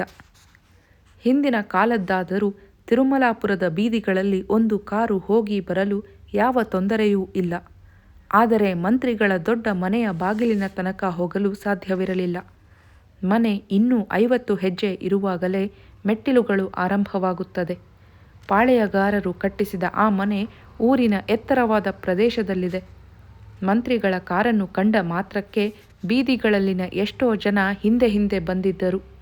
ಕೆಳಗೆ ಇಳಿದ ಅವರು ಅವರನ್ನೆಲ್ಲ ಮಾತನಾಡಿಸಿ ಬಹಳ ಸಂತೋಷ ಹೇಳಿ ಮನೆಗೆ ನಡೆದು ಹೋದರು. ಹೋದ ತಕ್ಷಣ ತಮ್ಮ ಜ್ಞಾತಿ ಕಾಳೇಗೌಡನನ್ನು ಕರೆದು, ಕೆಳಗೆ ಕಾರ್ ನಿಂತೈತೆ, ಕಡಗದ ಹಳ್ಳಿಗೆ ಹೋಗಿ ಬೋರ್ನಿಂಗಪ್ಪಾರ್ನ ಕರ್ಕಂಡು ಬಾ ಎಂದು ಹೇಳಿ ಒಳಗೆ ನಡೆದರು. ಇವರು ಹೋಗುವ ವೇಳೆಗೆ ಯಜಮಾನರ ಸಂಜೆ ಪೂಜೆ ಮುಗಿದಿತ್ತು. ಅವರು ರಾತ್ರಿ ಊಟ ಮಾಡುವವರಲ್ಲ. ನಿಂಗಮ್ಮ ಅವರಿಗೆಂದು ಉಪ್ಪಿಟ್ಟು ಮಾಡಿದ್ದಳು. ಕೈಕಾಲಿಗೆ ನೀರು ಇಸಿದುಕೊಂಡು ಮಂತ್ರಿ ಮೇಲಗಿರಿಗೌಡರು ಮಣೆಯ ಮೇಲೆ ಊಟಕ್ಕೆ ಕುಳಿತರು. ಎದುರಿಗೆ ಒಂದು ಮಣೆಯ ಮೇಲೆ ಕೃಷ್ಣಾಜಿನ ಹಾಸಿಕೊಂಡು ಯಜಮಾನರು ಫಲಾಹಾರಕ್ಕೆ ಮಂಡಿಸಿದರು. ಮಗನೇ ಮಾತು ತೆಗೆದು ಶ್ರೀನಿವಾಸ ಮತ್ತು ಸತ್ಯಭಾಮೆಯ ಮದುವೆಯ ಸುದ್ದಿಯನ್ನು ತಿಳಿಸಿ ಪೂಜಾರಯ್ಯ ಬೆಂಗಳೂರಿಗೆ ಹೋಗಿ ಅವಳನ್ನು ಹೊಡೆದದ್ದು, ಈಗ ತಾನೇ ಮೋಟಾರಿನಲ್ಲಿ ಹಿಂತಿರುಗಿದ್ದನ್ನೆಲ್ಲ ಹೇಳಿದರು. ಇಕ್ಕುತ್ತಿದ್ದ ನಿಂಗಮ್ಮನಿಗೆ ಇದನ್ನು ಕೇಳಿ ಸೋಜಿಗ. ದೊಡ್ಡ ಯಜಮಾನರು ಮಾತ್ರ ಗಂಭೀರವಾಗಿ ಕೇಳುತ್ತಿದ್ದರು. ಮೊಸರಿನಲ್ಲಿ ಅನ್ನ ಕಲಸುತ್ತಾ ಮಗ ಕೇಳಿದರು, ಇದಕ್ಕೆ ಏನಂತೀರಾ? ನಿಮ್ಮನ್ನ ಕೇಳೋಣ ಅಂತಲೇ ಬಂದೆ. ಒಂದು ತರಕ್ಕೆ ಇದ್ರಾಗೆ ತ್ಯಪ್ಪಿಲ್ಲ, ಒಂದು ತರಕ್ಕೆ ತ್ಯಪ್ಪು. ಅದು ಹ್ಯಾಂಗೆ ತಪ್ಪು? ಹಿಂದೆ ಕ್ಷತ್ರಿಯ ಕನ್ಯೇನ ಬ್ರಾಹ್ಮಣನಿಗೆ ಕೊಟ್ಟಿರೋದುಂಟು. ಆದರೆ ಬ್ರಾಹ್ಮಣ ಕನ್ಯೇನ ಕ್ಷತ್ರಿಯ ತಂದುಕೊಂಡಿರಲಿಲ್ಲ. ಅಂದರೆ ಬ್ರಾಹ್ಮಣರು ಕ್ಷತ್ರಿಯರಿಗಿಂತ ಮೇಲಿನೋರು ಅಂತೀರಾ? ಅದು ಹೆಂಗಾಯ್ತದೆ? ಅವರ ಕೈ ಯಾವತ್ತೂ ಕೆಳಗೆ. ತಾ ಅಂತ ಭಿಕ್ಷಾ ಮಾಡು ಕೈ ತಾನೇ ಅವನದ್ದು. ಕೊಡೋರು ನಾವು, ನಾವೇ ಮೇಲು. ಕನ್ಯೇನೂ ಅಷ್ಟೇ, ದಾನ ಅಂತ ಅವನಿಗೆ ಕೊಡಬಹುದು, ಅವನ ತಾವಲಿಂದ ತಗಾಬ್ಯಾಡ್ದು. ಅಪ್ಪಾಜಿ, ನೀವು ಏನೇನೋ ಹೇಳ್ತಿದ್ದೀರಿ. ಹಿಂದೂ ಲಾನಲ್ಲಿ ಏನು ಹೇಳಿದೆ ಅಂತೀರಾ? ಮೇಲಿನೋರು ಕೆಳಗಿನೋರಿಗೆ ಹೆಣ್ಣು ಕೊಡೋದಿಲ್ಲ, ಕೆಳಗಿನೋರಿಂದ ತಂದರೆ ಅಡ್ಡಿಯಿಲ್ಲ. ಈ ಲೆಕ್ಕದಲ್ಲಿ ಹೇಳಿ, ಹಿಂದಿನ ಕಾಲದ ಶಾಸ್ತ್ರಕ್ಕೆ ಹಿಂದೂ ಲಾ ಅನ್ನೋದು? ದೊಡ್ಡ ಯಜಮಾನರಿಗೆ ಕಕ್ಕಾಬಿಕ್ಕಿಯಾಯಿತು. ಅವರು ಯೋಚಿಸುತ್ತಾ ಕುಳಿತರು. ಅಷ್ಟರಲ್ಲಿ ಅವರ ಮೊಸರನ್ನ ಮುಗಿದಿತ್ತು. ಇವರು ತಣಿಗೆಗೆ ಕೈ ತೊಳೆದುಕೊಂಡರು. ಅವರು ಎದ್ದು ಸೂರು ಕಟ್ಟಿನ ಕೆಳಗಿನ ಕಲ್ಲು ಚಪ್ಪಟೆಯ ಮೇಲೆ ಮುಸುರೆ ಕೈಗೆ ಬಿಸಿನೀರು ಹಾಕಿಸಿಕೊಂಡರು. ಅನಂತರ ಇಬ್ಬರೂ ದೊಡ್ಡ ಯಜಮಾನರ ಮಲಗುವ ಕೋಣೆಗೆ ಹೋದರು. ದೊಡ್ಡವರು ಮಂಚದ ಮೇಲಿನ ಮೆತ್ತೆಯ ಮೇಲೆ ಹಾಸಿದ್ದ ಕೃಷ್ಣಾಜಿನದ ಮೇಲೆ ಕುಳಿತರು. ಚಿಕ್ಕವರು ಕೆಳಗೆ ಮಂದಲಿಗೆಯ ಮೇಲೆ. 5 ನಿಮಿಷ ತಮ್ಮಲ್ಲಿಯೇ ಯೋಚಿಸಿ ದೊಡ್ಡವರು ಎಂದರು, ಅವತ್ತು ಉತ್ತರ ದೇಶದ ಕಡೆಯವರು ಬಂದಿದ್ರು ನೆನಪೈತಾ? ಕ್ಷತ್ರಿಯರು ಬ್ರಾಹ್ಮಣರಿಗಿಂತ ಮೇಲೆ ಅಂತ ಹೇಳಲಿಲ್ವಾ? ಅವರು ಬ್ರಾಹ್ಮಣ ಅಡ್ಗೆಯವರ ಕೈಯಾಗೆ ಉಣ್ಣಾಕಿಲ್ವಂತೆ. ಹಿಂದಿನ ಕಾಲದಾಗೆ ಬ್ರಾಹ್ಮಣರಿಗೆ ಮಂತ್ರಶಕ್ತಿ ಇತ್ತು, ಈಗ ಎಲ್ಲ ಕಳ್ಕಂಡವ್ರೆ. ಆ ಯಂಗ್ಟೇಶನ್ನ ನೋಡಿದ್ಯಾ? ಪೂಜಾರಿ ಕಸ್ಬೂ ಬೇಕು, ಹೋಟೆಲು ಮಡಿಕ್ಯಂಡವ್ನೆ. ಇಂಥವ್ರ ಮನೆ ಹೆಣ್ಣು ತರಾದು ಅಂದರೆ ನಮ್ಮ ಮರ್ಯಾದೆ ಏನಾಯ್ತದೆ? ಹೆಣ್ಣು ಕೊಡಾಕು ತರಾಕು ಸಮಗೈ ಬೇಕು ಅಲ್ವಾ? ಸಮಗೈ ಎಂಬ ಮಾತಿನಿಂದ ಮಂತ್ರಿಗಳ ಮನಸ್ಸು ಬೇರೆಯೇ ದಾರಿಯಲ್ಲಿ ಯೋಚಿಸಲು ಮೊದಲು ಮಾಡಿತು. ಈ ಮದುವೆಯಿಂದ ಏನೇನು ಆಗ್ಬಹುದು? ಬ್ರಾಹ್ಮಣರ ಜಂಬ ಅಡಗ್ತೈತೆ, ಆದರೆ ಜಂಬ ಪಡಕ್ಕೆ ಅವ್ರ ತಾವ ಏನದೆ? ಬೆಳಗ್ಗೆದ್ರೆ ನನ್ನ ತಾವ ಒಂದು ಪ್ರೈಮರಿ ಸ್ಕೂಲ್ ಮೇಷ್ಟ್ರು ಕೆಲಸ ಕೊಡಿಸಿ, ಮಗುಂಗೆ ಗುಮಾಸ್ತೆ ಕೊಡಿಸಿ, ಮಗಳು ಟೈಪಿಂಗ್ ಕಲ್ತವಳೆ, ನಿಮ್ಮ ತಾವ 80 ರೂಪಾಯಿ ಸಂಬಳ ಮಾಡಿಸಿ ಅಂದ್ಕೊಂಡವೆ. ಜಮೀನ್ ಪಮೀನಿರೋ ಒಂದು 4 ಜನ ಆ ತಾವರೆಗೆರೆ ನಾರಾಯಣರಾಯನ ಹಾಗೆ ಸೋಷಲಿಸ್ಟ್ ಗೀಷಲಿಸ್ಟ್ ಪಾರ್ಟಿ ಅಂತ ಪುಲ ಗುಡ್ತವೆ. ಅಂಥವ್ರ ಜಾತಿಲಿ ಹೆಣ್ಣು ತಂದರೆ ಅಪ್ಪಾಜಿ ಹೇಳೋ ಹಾಗೆ ನಮಗಿಂತ ಕೀಳೇ ಆಯಿತು ಎಂದು ಒಂದು ರೀತಿಯ ಆಲೋಚನೆ ಬರುತ್ತಿತ್ತು. ಆದರೆ ಇನ್ನೊಂದು ಮನಸ್ಸು ಬೇರೆ ರೀತಿ ನೆನೆಸಿಕೊಳ್ಳುತ್ತಿತ್ತು. ವೇದ, ಉಪನಿಷತ್ತು, ಶಾಸ್ತ್ರ, ಪುರಾಣ ಎಲ್ಲಿ ನೋಡಿದ್ರೂ ಇವರದ್ದೇ. ಭೂಸುರರಂತೆ, ಪ್ರಪಂಚಕ್ಕೆ ಅವರೇ ದೇವರರಂತೆ. ಬರ್ಕೊಂಡುದ್ದು. ನಾವು ಶೂದ್ರರು, ದುಡಿಯಾದೆ ನಮ್ಮ ಕರ್ಮ, ತಿನ್ನೋದು ಅವರ ಹಕ್ಕು, ಅಧಿಕಾರವು ಅವರದ್ದೇ ಇತ್ತು. ರಂಗಾಚಾರ್ಲು, ಶೇಷಾದ್ರಿ ಅಯ್ಯರು, ವಿಶ್ವೇಶ್ವರಯ್ಯ, ಮಿರ್ಜಾ ಸಾಹೇಬರೊಬ್ಬರೇ ಬ್ಯಾರೆಯವರು, ಆಮೇಲೆ ಆರ್ಕಾಟು. ಆದರೆ ಇವರಿಬ್ಬರು ನಮ್ಮವರಲ್ಲ, ಅವರು ಒಂದು ಜಾತಿ ಬ್ರಾಹ್ಮಣರೇ. ಯಾವ ಅಧಿಕಾರ ನೋಡಲಿ ಅವರೇ, ಊರ ಶಾನುಭೋಗಿಕೆ ಎಲ್ಲ ಅವರದ್ದೇ. ಅಂದ ಹಾಗೆ ಈಗ ನೆಪ್ಪು ಬಂತು, ಶಾನುಭೋಗಿಕೆ ಕಿತ್ತಾಕಬೇಕು ಅನ್ನೋ ಮಸೂದೆ ತರಾದು ಇನ್ನೂ ಯಾಕೆ ತಡ ಮಾಡ್ತಿದ್ದಾರೆ? ಚೀಫ್ಗೆ ಜ್ಞಾಪಿಸ್ಬೇಕು. ಇವರ ಜಾತಿದ ಒಂದು ಹೆಣ್ಣು ರಾಜಾರೋಷವಾಗಿ ಮದುವೆ ಮಾಡ್ಕೊಂಡು ಪೇಪರಿನಾಗೆ ಹಾಕಿಸಿ ಬೆಂಗಳೂರು ಮಿನಿಸ್ಟ್ರಿಲಿರೋ ಬ್ರಾಹ್ಮಣ ಆಫೀಸರ್ಗಳನ್ನೆಲ್ಲ ರಿಸೆಪ್ಷನ್ನಿಗೆ ಕರೆಸ್ಬೇಕು. ಆಫೀಸರುಗಳ ಮಾತ್ಯಾಕೆ, ಹಂಗೂ ಸೈ ಹಿಂಗೂ ಸೈ, ನಗ್ನಗ್ತಾ ಹೆಂಡ್ತೀರ ಜೊತೆ ಬಂದು ಕಂಗ್ರ್ಯಾಚುಲೇಷನ್ಸ್ ಹೇಳಿ ಹೋಯ್ತಾರೆ. ಜಗಳಕ್ಕೆ ನಿಂತರೆ ತಾನೇ ಹೇಳಿ ಸುಳೆ ಮಕ್ಕಳು. ಆದರೆ ಈ ಮದುವೆಯಿಂದ ನಮ್ಮ ಹಳ್ಳಿ ಕಡೆ ರೈತ ಸಮಾಜ ಏನು ತಿಳ್ಕೊಳ್ಳುತ್ತೆ? ನಮ್ಮ ಜಾತಿಲಿ ಹೆಣ್ಣಿಲ್ಲ ಅಂತ ಬ್ರಾಹ್ಮಣರಲ್ಲಿ ಒಪ್ಕೊಂಡ ಅಂತ ತಿರುಗ್ಬಿದ್ರೆ? ನಾನೇನೋ ಒಂದು ದೊಡ್ಡ ಭಾವನೆ ಇಟ್ಕೊಂಡು ಮಾಡಕ್ಕೆ ಹೋದರೆ ಇವರು ಹ್ಯಾಂಗೋ ತಿರುಗಿಸಿದ್ರೆ ಕಷ್ಟ. ನಮ್ಮ ಜನ ಅಂದರೆ ಬುದ್ಧಿ ಇಲ್ದವು, ಕುರಿಗಳ ಹಾಗೆ. ಇಲ್ಲದೆ ಇದ್ದರೆ ಇವ್ಯಾಕೆ ಶೂದ್ರ ಅನ್ನಿಸ್ಕೊಂತಿದ್ವು? ಸಾವಿರ ವರ್ಷದಿಂದ ಶೂದ್ರರಾಗಿ ಅವರೇ. ಆ ಬುದ್ಧಿ ಇದ್ದಿದ್ರೆ ಇವರು ಬ್ರಾಹ್ಮಣರಾಗ್ತಿದ್ರು. ಥೂ, ಅದೂ ಬೇಡ, ಕ್ಷತ್ರಿಯರಾಗ್ತಿದ್ರು. ಈಗ ಪರವಾಗಿಲ್ಲ, ಜಾಗೃತಿಯಾಗ್ತಾ ಇದೆ. ಆದರೂ ಸಾಲದು. ಕಂದಾಚಾರ ಬಿಡಾಕಿಲ್ಲ, ಅದು ಬಿಡದೆ ಇವರು ಮುಂದುವರಿಯಾಕಿಲ್ಲ. ಹಂಗಾಗ್ಲಿ, ಈ ಮದುವೆಯಾದರೂ ನಮ್ಮ ತಾಲೂಕಿನ, ನಮ್ಮ ಕಾನ್ಸ್ಟಿಟ್ಯೂಯೆನ್ಸಿಯನ ರೈತ ಮುಖಂಡರನ್ನೆಲ್ಲ ಕರೆಸಿ ಅವರಿಗೆ ಹೇಳಿ ಅವರೇ ಮುಂದೆ ನಿಂತು ಮಾಡಿಸಿದ ಹಾಗೆ ಮಾಡಿಸ್ಬೇಕು. ಬ್ರಾಹ್ಮಣ ಜೋಯಿಸ್ರನ್ನ ಕರೆಸಿ ಸಂಸ್ಕೃತ ಮಂತ್ರ ಹೇಳ್ಸಾಕಾದು. ನಮ್ಮ ಥರ ಬಳಗಧಾರೆ ಎರೆಸಬೇಕು. ಬಳಗಧಾರೆಯಾಗಿ ಬೂವ ಉಂಡ್ಬಿಟ್ರೆ ಅವಳು ನಮ್ಮೋಳೆ ಆಯ್ತಾಳೆ. ಆದರೆ ಎಂದು ಅವರ ವಿಚಾರವು ಇನ್ನೊಂದು ಮಗ್ಗುಲಿಗೆ ತಿರುಗುವ ಮೊದಲೇ ಹೊರಗಿನಿಂದ ಕಾಳೇಗೌಡರು ಬಂದರು. ಅವರ ಜೊತೆಯಲ್ಲೇ ತಾಲ್ಲೂಕ್ ಬೋರ್ಡ್ ಅಧ್ಯಕ್ಷ ಸ್ಥಾನದ ಅಭ್ಯರ್ಥಿ ಬೋರನಿಂಗೇಗೌಡರು. ಬಲ್ಲಿ ಬಲ್ಲಿ ಎಂದು ಮಂತ್ರಿಗಳು ಮೇಲೆ ಎದ್ದರು. ಕಾಳಪ್ಪ, ಬೋರ್ನಿಂಗಣ್ಣರಿಗೆ ಕೈಗೆ ನೀರು ಕೊಡ್ಸು. ಇಲ್ಲ, ಉಂಡಾಗ್ಯದೆ. ವಸಿ ಉಣ್ರಿ. ಇಲ್ಲ, ನಾನು ಹೋದಾಗ ಉಣ್ತಿದ್ರು, ನಾನು ಅಲ್ಲೇ ಮುರಿದು ಬಂದೆ. ಹಂಗಾದ್ರೆ ಡ್ರೈವರಿಗೆ ನೀಡ್ಸು ನಡಿ, ನಂಗೂ ಬೋರ್ನಿಂಗಪ್ಪರಿಗೂ ಮಾಡಿ ಮ್ಯಾಲೆ ಹಾಸಿಗೆ ಹಾಕ್ಸು. ಬೋರನಿಂಗೇಗೌಡರು ದೊಡ್ಡ ಯಜಮಾನರ ಮಂಚದ ಕಟ್ಟಿಗೆ ಹಣೆ ಮುಟ್ಟಿಸಿ ಅವರ ಆಶೀರ್ವಾದ ಪಡೆದರು. ಇಬ್ಬರು ಮಹಡಿಯ ಕಡೆಗೆ ಹೊರಟರು. ಬೋರನಿಂಗಪ್ಪನವರು ಮಂತ್ರಿಗಳು ಮಧ್ಯರಾತ್ರಿಯ ತನಕ ಮಾತನಾಡುತ್ತಿದ್ದರು. ಯಾವ ಯಾವ ಊರುಗಳ ಒಲವು ಯಾವ ಕಡೆಗಿದೆ, ಉಳಿದ ಅಭ್ಯರ್ಥಿಗಳ ಜಾತಿಯ ಓಟುಗಳು ಯಾವ ಯಾವ ಹಳ್ಳಿಗಳಲ್ಲಿ ಎಷ್ಟೆಷ್ಟಿವೆ ಎಂಬ ಅಂಕಿ ಸಂಖ್ಯೆಗಳನ್ನೆಲ್ಲ ನೆನಪಿನಿಂದಲೇ ಹೊರತೆಗೆದರು. ತಾವು ತಕ್ಷಣ ಬಂದಿರುವುದರಿಂದ ಭಯಕ್ಕೆ ಕಾರಣವಿಲ್ಲ ಎಂಬ ನಿಶ್ಚಯ ಮಾಡಿಕೊಂಡು ಇಬ್ಬರೂ ಕಣ್ಣು ಮುಚ್ಚಿದಾಗ ಮಧ್ಯರಾತ್ರಿ ಕಳೆದಿತ್ತು. ಬೆಳಗ್ಗೆ ಎದ್ದು ಮುಖ ತೊಳೆದು ಕಾಫಿ ಕುಡಿದ ಅವರು ವೆಂಕಟೇಶನಿಗೆ ಹೇಳಿ ಕಳಿಸಿದರು.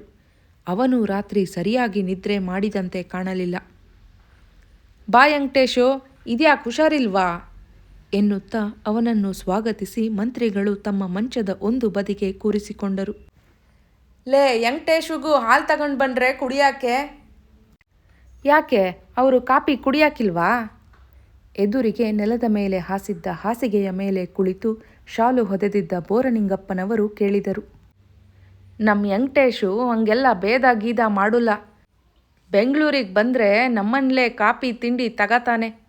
ಇದೆಷ್ಟಾದರೂ ಹಳ್ಳಿ ನೋಡಿ. ನಮ್ಮನೆಯವರೇ ಯಾರಾದರೂ ಹೊರಗಿನವರ ಕೈಲಿ ಹೇಳ್ಬಿಡ್ಬೋದು. ಊರಿನಲ್ಲಿ ದೊಡ್ಡ ಬ್ರಾಹ್ಮಣ ಸಮಾಜ, ಪುರಾತನದಿಂದ ಬಂದ ದೇವರ ಪೂಜೆ ಬ್ಯಾರೆ ಇದೆ. ಮಂತ್ರಿಗಳು ಎಂದರು. ಏನು, ದಿವಾನರು ಇದ್ದಕ್ಕಿದ್ದ ಹಾಗೆ ಅವತರಿಸಿಬಿಟ್ಟಿದ್ದಾರಲ್ಲ? ವೆಂಕಟೇಶ ಕೇಳಿದ. ನಿಂಗೂ ನಮ್ಮ ಬೋರ್ನಿಂಗಪ್ಪಾರಿಗೂ ಸ್ನೇಹ ಮಾಡಿಸೋಣ ಅಂತ ಬಂದೆ. ಅಯ್ಯಾರು ಹೆಂಗವ್ರೆ? ಚೆನ್ನಾಗಿದ್ದಾರೆ. ಏನು, ನಿನ್ನೆ ಬೆಂಗಳೂರು ಬಸ್ಸಲ್ಲಿ ಬಂದಂಗಿತ್ತಲ್ಲ? ಇಲ್ಲೇ ಕುಣಿಗಲ್ಲಿಗೆ ಹೋಗಿದ್ರು. ನಮ್ಮ ಬೀಗರ ತಂಗಿ ಮನೇಲಿ ಏನೋ ಕಾರ್ಯವಿತ್ತಂತೆ. ನಿಂಗೆ ಗಂಡು ಮಗ ಆಯ್ತಂತೆ, ನಮಗೆ ಲಾಡು ಗೀಡು ತಿನ್ನಿಸ್ಬ್ಯಾಡ್ವಾ ಎಂದು ಪ್ರಾಸ್ತಾವಿಕ ಸ್ನೇಹ ಸಲಿಗೆಗಳನ್ನಾಡಿದ ನಂತರ ಮಂತ್ರಿಗಳು ಮುಖ್ಯ ವಿಷಯಕ್ಕೆ ಬಂದರು. ನೋಡಪ್ಪ, ನಮ್ಮ ಬೋರ್ನಿಂಗಪ್ಪಾರ ತೇಲಿಸ್ತೀಯೋ ಮುಳುಗಿಸ್ತೀಯೋ? ಸಾಬ್ರ ಕೈಲಾಗದ್ದು ಟೋಪಿ ಕೈಲಾಗುತ್ತೆಯೇ? ಹಂಗಲ್ಲ, ಕಸ್ಬಾ ನಾರಾಯಣರಾಯರು ನಿಂತಿದ್ದಾರಂತೆ. ನಾನು ಅವರು ಸ್ನೇಹಿತರೆ. ನಮಗೆ ಅವ್ರು ಗೆದ್ದರೂ ಒಂದೇ, ಬೋರ್ನಿಂಗಪ್ಪಾರು ಗೆದ್ದರೂ ಒಂದೇ. ಆದರೆ ಬೋರ್ನಿಂಗಪ್ಪಾರು ನಮ್ಮ ಹೋಬಳಿಯವರು. ನಾನು ಮಾತು ಕೊಟ್ಬಿಟ್ಟಿದ್ದೀನಿ. ಶಿವಗೆರೆ ಹೆಗ್ಗುಂಟ ತಿಮ್ಮನಹಳ್ಳಿ ಕಡೆ ಅವರಿಗೆ ಸಪೋರ್ಟ್ ಐತಂತೆ. ಆ ಕಡೆ ಬ್ರಾಹ್ಮಣರು ಅವರಿಗೆ ಸಪೋರ್ಟ್ ಮಾಡ್ತಾರಂತೆ. ವಿಠ್ಠಲಾಪುರದವರು ಹ್ಯಾಂಗೂ ನಿಮ್ಮ ಬೀಗರು. ಅವರಿಗೆ ಹೇಳಿ ಬ್ರಾಹ್ಮಣರ ಓಟು ಈ ಕಡೆ ಬೀಳೋ ಹಾಗೆ ಮಾಡಬೇಕಲ್ಲ. ಆ ಇಡೀ ಬ್ರಾಹ್ಮಣರದ್ದೆಲ್ಲ ಸೇರಿಸಿದರೆ 1% ಆಗುತ್ತೋ ಇಲ್ವೋ, ಲೆಕ್ಕಕ್ಕಿಲ್ಲ, ಜಮಾಕ್ಕಿಲ್ಲ. ಅದರಿಂದ ಏನಾಗುತ್ತೆ ಬಿಡಿ. ಹಂಗಲ್ಲ, ಕೆಲವರು ನಾರಾಯಣರಾಯರ ಪರ ಕೆಲಸ ಮಾಡಿ ಇತರೆಯವರ ಓಟು ಬೀಳೋ ಹಾಗೆ ಮಾಡ್ತಾರೆ. ಅದನ್ನು ಈ ಕಡೆ ತಿರುಗಿಸ್ಬೋದು. ನೋಡಿ, ಎಲೆಕ್ಷನ್ನಲ್ಲಿ ಕೆಲಸ ಮಾಡೋ ತಾಕತ್ತಿರೋರು ಒಂದು 3-4 ಜನ. ಅದೂ ಏನು, ಇನ್ನು 6 ತಿಂಗಳ ತನಕ ಮನೆಯಲ್ಲಿ ಅಕ್ಕಿ ಇರೋರು. ಉಳಿದವರೆಲ್ಲ ಮಧ್ಯಾಹ್ನಕ್ಕಾದರೆ ಸಂಜೆಗಿಲ್ಲ, ಸಂಜೆಗಾದರೆ ಬೆಳಗ್ಗೆಗಿಲ್ಲೋದವರು. ಅವರ ಹತ್ರಕ್ಕೆ ನಾನು ಹೋದೆ ಅನ್ನಿ. ನಿಮ್ಮ ಮಂತ್ರಿಗಳಿಗೆ ಹೇಳಿ ನಮ್ಮ ಹುಡುಗಂಗೆ ಪ್ರೈಮರಿ ಸ್ಕೂಲ್ ಮೇಷ್ಟ್ರ ಕೆಲಸ ಕೊಡಿಸ್ತೀಯಾ? ಹಾಗಂತ ಕೈ ಮುಟ್ಟಿ ಆಣೆ ಮಾಡು, ನಾವು ಓಟು ಕೊಡ್ತೀವಿ ಅಂತ ಕೇಳ್ತಾರೆ. ಆಣೆ ಮಾಡಿದ ಮೇಲೆ ನಾಲ್ಗೆ ಉಳಿಸ್ಕೋಬೇಕು. ಅದೆಲ್ಲಾಗುತ್ತೆ ಹೇಳಿ? ತಾವು ಚಾಪೆಯ ಕೆಳಗೆ ನುಸಿದರೆ ಇವನು ರಂಗೋಲಿಯ ಕೆಳಗೆ ನುಸಿಯುತ್ತಾನೆಂಬುದು ಮಂತ್ರಿಗಳಿಗೆ ಅರ್ಥವಾಯಿತು. ಆದರೆ ಈಗ ಅವನ ಸಹಾಯವಿಲ್ಲದೆ ಕೆಲಸ ಸಾಗುವುದಿಲ್ಲ. ಆದಷ್ಟು ಜನಸಹಾಯ ಮಾಡಿಸೋಕ್ಕೆ ತಾನೇ ನಾವಿರೋದು. ಸರ್ಕಾರದ ರೂಲ್ಸ್ ಬೇರೆ ಇರುತ್ತೆ. ಆದಷ್ಟು ನಾನು ಮಾಡ್ತೀವಪ್ಪ. ಆದಷ್ಟು ಎಂಬ ಮಾತಿನ ಅರ್ಥವನ್ನು ಅವನಿಗೆ ಬೇರೆಯವರು ಹೇಳಿಕೊಡಬೇಕಾಗಿರಲಿಲ್ಲ. ಆದರೆ ಇವರೆದುರಿಗೆ ಹೊರಟುಕೊಳ್ಳುವುದು ಸಾಧುವೂ ಅಲ್ಲ. ಹೊರಟುಕೊಳ್ಳುವ ಶಕ್ತಿ ತನಗೆ ಇಲ್ಲವೂ ಇಲ್ಲವೆನ್ನುವುದು ಅವನಿಗೆ ಗೊತ್ತು. ಈ ನಮ್ಮ ಹೋಬಳಿ ಕಡೆನೂ ನೀನು ಕೆಲಸ ಮಾಡಬೇಕಪ್ಪ, ಎಲೆಕ್ಷನ್ ಮ್ಯಾನೇಜರೇ ನೀನು ಎಂದು ಮಂತ್ರಿಗಳು ಸೇರಿಸಿದರು. ನಾರಾಯಣರಾಯರು ನಿಮ್ಮೋರು, ಅವರ ವಿರುದ್ಧ ಕೆಲಸ ಮಾಡಬೇಕು ಅಂತ ಯೋಚನೆ ಮಾಡಬೇಡ. ಬೋರ್ನಿಂಗಪ್ಪಾರು ನಿಂತ್ಕೊಳ್ಳೋ ಮೊದಲೇ ನೀನೇ ನಿಂತ್ಕೊಳ್ಳೋ ಇರಾದೆ ತೋರಿಸಿದ್ರೆ ನಾನು ನಿನ್ನೆ ನಿಲ್ಲಿಸ್ತಿದ್ದೆ, ಬೇಕಾದ ಸಪೋರ್ಟ್ ಮಾಡ್ತಿದ್ದೆ ಅಲ್ವೇನ್ರಿ ಎಂದು ಬೋರ್ನಿಂಗಪ್ಪರ ಮುಖ ನೋಡಿದುದಕ್ಕೆ ಅವರು, ಬೇಕಾದರೆ ನಾನು ಈಗಲೂ ವಿಡ್ರಾ ಮಾಡ್ಕೊತೀನಿ ಎಂದರು. ನಾಮಿನೇಷನ್ ಮಾಡುವ ತಾರೀಕು ಮೊನ್ನೆಗೆ ಮುಗಿದಿರುವುದು ವೆಂಕಟೇಶನಿಗೂ ಗೊತ್ತಿರುವ ಸಂಗತಿ. ಆದರೆ ಅವನು ಅದನ್ನು ಹೇಳಲಿಲ್ಲ. ನೋಡಿ ದಿವಾನ್ರೆ, ಎಲೆಕ್ಷನ್ಗೆ ನಿಲ್ಲೋರೇ ಒಂದು ಪಂಗಡ, ನಿಂತೋರ ಕಡೆ ಜೈ ಅಂತ ಕೂಗಿಸಿ ಕೆಲಸ ಮಾಡಿಸೋರೆ ಇನ್ನೊಂದು ಪಂಗಡ. ನಾನೇನಿದ್ರೂ ಎರಡನೇ ಪಂಗಡಕ್ಕೆ ಸೇರಿದೋನು. ನವಿಲು ಕುಣಿಬೇಕಾದದ್ದೇ, ಹಾಗಂತ ಕೆಂಬೂತ ಪುಕ್ಕ ತರ್ಕೊಂಡ್ರೆ ಆಗುತ್ತೆಯೇ? ಆ ನಾರಾಯಣರಾಯ ಇದ್ದ 4 ಎಕರೆ ಜಮೀನು ಕಳ್ಕೊಂಡು ನಿಜವಾದ ಸೋಷಿಯಲಿಸ್ಟ್ ಆಗ್ತಾನೆ ನೋಡಿ. ಕೊನೆಯ ವಾಕ್ಯದಿಂದ ಮಂತ್ರಿ ಮತ್ತು ಅಭ್ಯರ್ಥಿಗಳಿಬ್ಬರಿಗೂ ಸಂತೋಷವಾಯಿತು. ಎಂದರೆ ತಾನು ಬೋರನಿಂಗಪ್ಪನವರ ಪರ ತ್ರಿಕರಣಪೂರ್ವಕ ಕೆಲಸ ಮಾಡುವುದಾಗಿ ವೆಂಕಟೇಶ ಒಪ್ಪಿಕೊಂಡಂತೆ. ಅಷ್ಟರಲ್ಲಿ ಸಕ್ಕರೆ ಹಾಕಿದ ಒಂದು ದೊಡ್ಡ ಲೋಟ ಹಾಲು ಬಂತು. ಮಂತ್ರಿಗಳೇ ಇಸಿಕೊಂಡು ಅದನ್ನು ವೆಂಕಟೇಶನಿಗೆ ಕೊಟ್ಟರು. ಅವನು ಪೂರ್ತಿ ಕುಡಿದ. ಹಾಲು ಕುಡಿಯುವುದೆಂದರೆ ವಚನ ಕೊಟ್ಟಂತೆ. ಮಂತ್ರಿಗಳು ಕೆಲವು ಹಳ್ಳಿಗಳ ಕಡೆಗೆ ಹೋಗಬೇಕಾಗಿತ್ತು. ಅವರು ಇನ್ನೂ ಶೇವ್ ಸ್ನಾನ ಮಾಡಿರಲಿಲ್ಲ. ವೆಂಕಟೇಶ ಅವರಿಂದ ಬೀಳ್ಕೊಂಡು ಮನೆಗೆ ಬಂದ. ಮಂತ್ರಿ ಹೇಳಿ ಕಳಿಸಿ ಮಗ ಹೋಗಿರುವುದು ತಂದೆ ವೆಂಕಟರಮಣಯ್ಯನವರಿಗೆ ಗೊತ್ತಿತ್ತು. ಆದುದರಿಂದ ಅವನು ಹಿಂತಿರುಗುವುದನ್ನೇ ಅವರು ಚಡಪಡಿಸುತ್ತಾ ಕಾಯುತ್ತಿದ್ದರು. ಬಂದ ತಕ್ಷಣ ಕೇಳಿದರು, ಅದೇನಪ್ಪ ಕೇಳ್ದ? ನೀನ್ಯಾಕೆ ಯೋಚನೆ ಮಾಡ್ತೀಯಪ್ಪ? ಬೋರ್ನಿಂಗನ ಎಲೆಕ್ಷನ್ಗೆ ಕೆಲಸ ಮಾಡು ಅಂತ ಕೇಳೋಕೆ ಹೇಳಿ ಕಳಿಸಿದ್ದ. ಇವಳ ವಿಷಯ ನಾನು ಹೇಳಲಿಲ್ವೇ ನಿಂಗೆ? ಇವಳು ಕಟ್ಕಾತೀನಿ ಅಂದರೂ ಅವರು ಕಟ್ಟಿಸ್ಕೊಳ್ಳಲ್ಲ, ಬರೆದಿಟ್ಕೋಬೇಕಾದ್ರೆ. ಅವರವರೇ ರಿಜಿಸ್ಟ್ರ್ ಮಾಡ್ಕೊಂಡ್ರೆ ಮೆಜಾರಿಟಿಗೆ ಬಂದವರು ಸರ್ಕಾರದ ಕಾನೂನು ಎಂಬ ಅವರ ಮಾತನ್ನು ಅರ್ಧಕ್ಕೆ ತಡೆದು ಅವನು ಹೇಳಿದ. ಕಾನೂನು ತಗೊಂಡು ನೀರೊಳಗೆ ಎದ್ದು ಮಡಿ ಉಟ್ಕೊಂಡು ತಿಂಡಿ ತಿನ್ನು. ನಿಂಗೆ ಹೇಳಿದ್ರೆ ತಿಳಿಯೋಲ್ಲ, ಮಾಡೋಲ್ಲ. ನೆನ್ನೆ ರಾತ್ರಿಯೂ ಊಟ ಮಾಡಲಿಲ್ಲ ಎಂದು ಅವನು ಬಚ್ಚಲು ಮನೆಗೆ ಹೋದ. ಮಂತ್ರಿಗಳು ಬೋರನಿಂಗಪ್ಪನವರೊಡನೆ ಶಿವಗೆರೆಗೆ ಹೋದರು. ಊರಿಗೆ ಕಾರು ಬಂದಿದೆ. ಮಂತ್ರಿಗಳೇ ಬಂದಿದ್ದಾರೆ. ಜನಗಳಲ್ಲಿ ಸಂಭ್ರಮ. ಹುಡುಗರು ಮಕ್ಕಳು ಕಾರಿನ ಹೊಳೆಯುವ ಮೇಲ್ಮೈಯಲ್ಲಿ ತಮ್ಮ ತಮ್ಮ ಮುಖ ನೋಡಿಕೊಳ್ಳುತ್ತಾ ಸುತ್ತಲೂ ನೆರೆದರು. ಇವರಿಬ್ಬರು ಪಟೇಲ್ ಲಂಕೇಶ್ ಗೌಡರ ಮನೆಯಲ್ಲಿ ಸೇರಿದರು. ಶಿವಗೆರೆ ಹೆಚ್ಚು ಕಡಿಮೆ ತಿರುಮಲಾಪುರದಷ್ಟೇ ದೊಡ್ಡದು. ಆದರೆ ಅಷ್ಟು ಪುರಾತನವಾದುದು ಅಲ್ಲ. ಪ್ರಸಿದ್ಧಿಯನ್ನೂ ಪಡೆದಿಲ್ಲ. ಪಾಳೆಯಗಾರರ ಕಾಲದಲ್ಲಿ ಕಟ್ಟಿದ ಊರು ಎಂದು ಜನಪದ ಇತಿಹಾಸವಿದೆ. ಆದರೆ ಶಾಸನ ಇತ್ಯಾದಿ ಮಾಹಿತಿ ರುಜುವಾತುಗಳಿಲ್ಲ. ಫಲವತ್ತಾದ ಹೊಲ, ನೀರಿನ ತಾಣವಿರುವ ಗದ್ದೆ ಮತ್ತು ಫಲ ತುಂಬಿದ ತೆಂಗಿನ ತೋಟಗಳ ಮಧ್ಯದಲ್ಲಿದೆ. ಮಂತ್ರಿಗಳೇ ಬಂದಿದ್ದಾರೆಂದು ಹೇಳಿ ಕಳಿಸುವುದರಿಂದ ಅರ್ಧ ಗಂಟೆಯಲ್ಲಿ ಊರಿನ ಪ್ರಮುಖ ರೈತ ಬಾಂಧವರು ಲಂಕೇಶಗೌಡರ ಮನೆಯ ಒಳತೊಟ್ಟಿಯಲ್ಲಿ ಸೇರಿದರು. ಗೋಡೆಯ ಬದಿಯಲ್ಲಿ 2 ಕುರ್ಚಿ ಇದ್ದರೂ ಮಂತ್ರಿಗಳು ಕೆಳಗೆ ಎಲ್ಲರ ಜೊತೆ ಕುಳಿತರು. ಜನವೆಲ್ಲ ಸೇರಿದ ಮೇಲೆ ಎದ್ದು ನಿಂತು ಭಾಷಣ ಮಾಡಿದರು. ರೈತ ಬಾಂಧವರೇ, ಅಣ್ಣ ತಮ್ಮಂದಿರೇ, ನಾನು ಭಾಷಣ ಮಾಡೋಕ್ಕೆ ಬಂದಿಲ್ಲ. ನಮ್ಮ ಹಿತಚಿಂತನೆ ಮಾಡೋಕ್ಕೆ ನಿಂತಿದ್ದೀನಿ. ಬೋರ್ನಿಂಗಪ್ಪರ ಜೊತೆ ಬಂದಿದ್ದೀನಿ ಅಂತ ಅವರಿಗೆ ಓಟು ಕೇಳಾಕೆ ಬಂದಿದ್ದೀನಿ ಅಂತ ತಿಳ್ಕೊಬೇಡಿ. ಅವರು ಗೆಲ್ಲಾದು ಬಿಡೋದು ಮುಖ್ಯವಲ್ಲ. ನಮ್ಮ ಸಮಾಜಕ್ಕೆ ಮತ್ತೆ ಬೂದುಗುಂಬಳಕಾಯಿ ಕತೆ ಆಗದಿದ್ದರೆ ಸಾಕು. ನಮ್ಮ ಹೆಂಡಿರ ಕೊರಳಿನ ತಾಳಿ ಇನ್ನೊಂದು ಸಲ ಕಿತ್ತು ಹೋಗದಿದ್ದರೆ ಸಾಕು.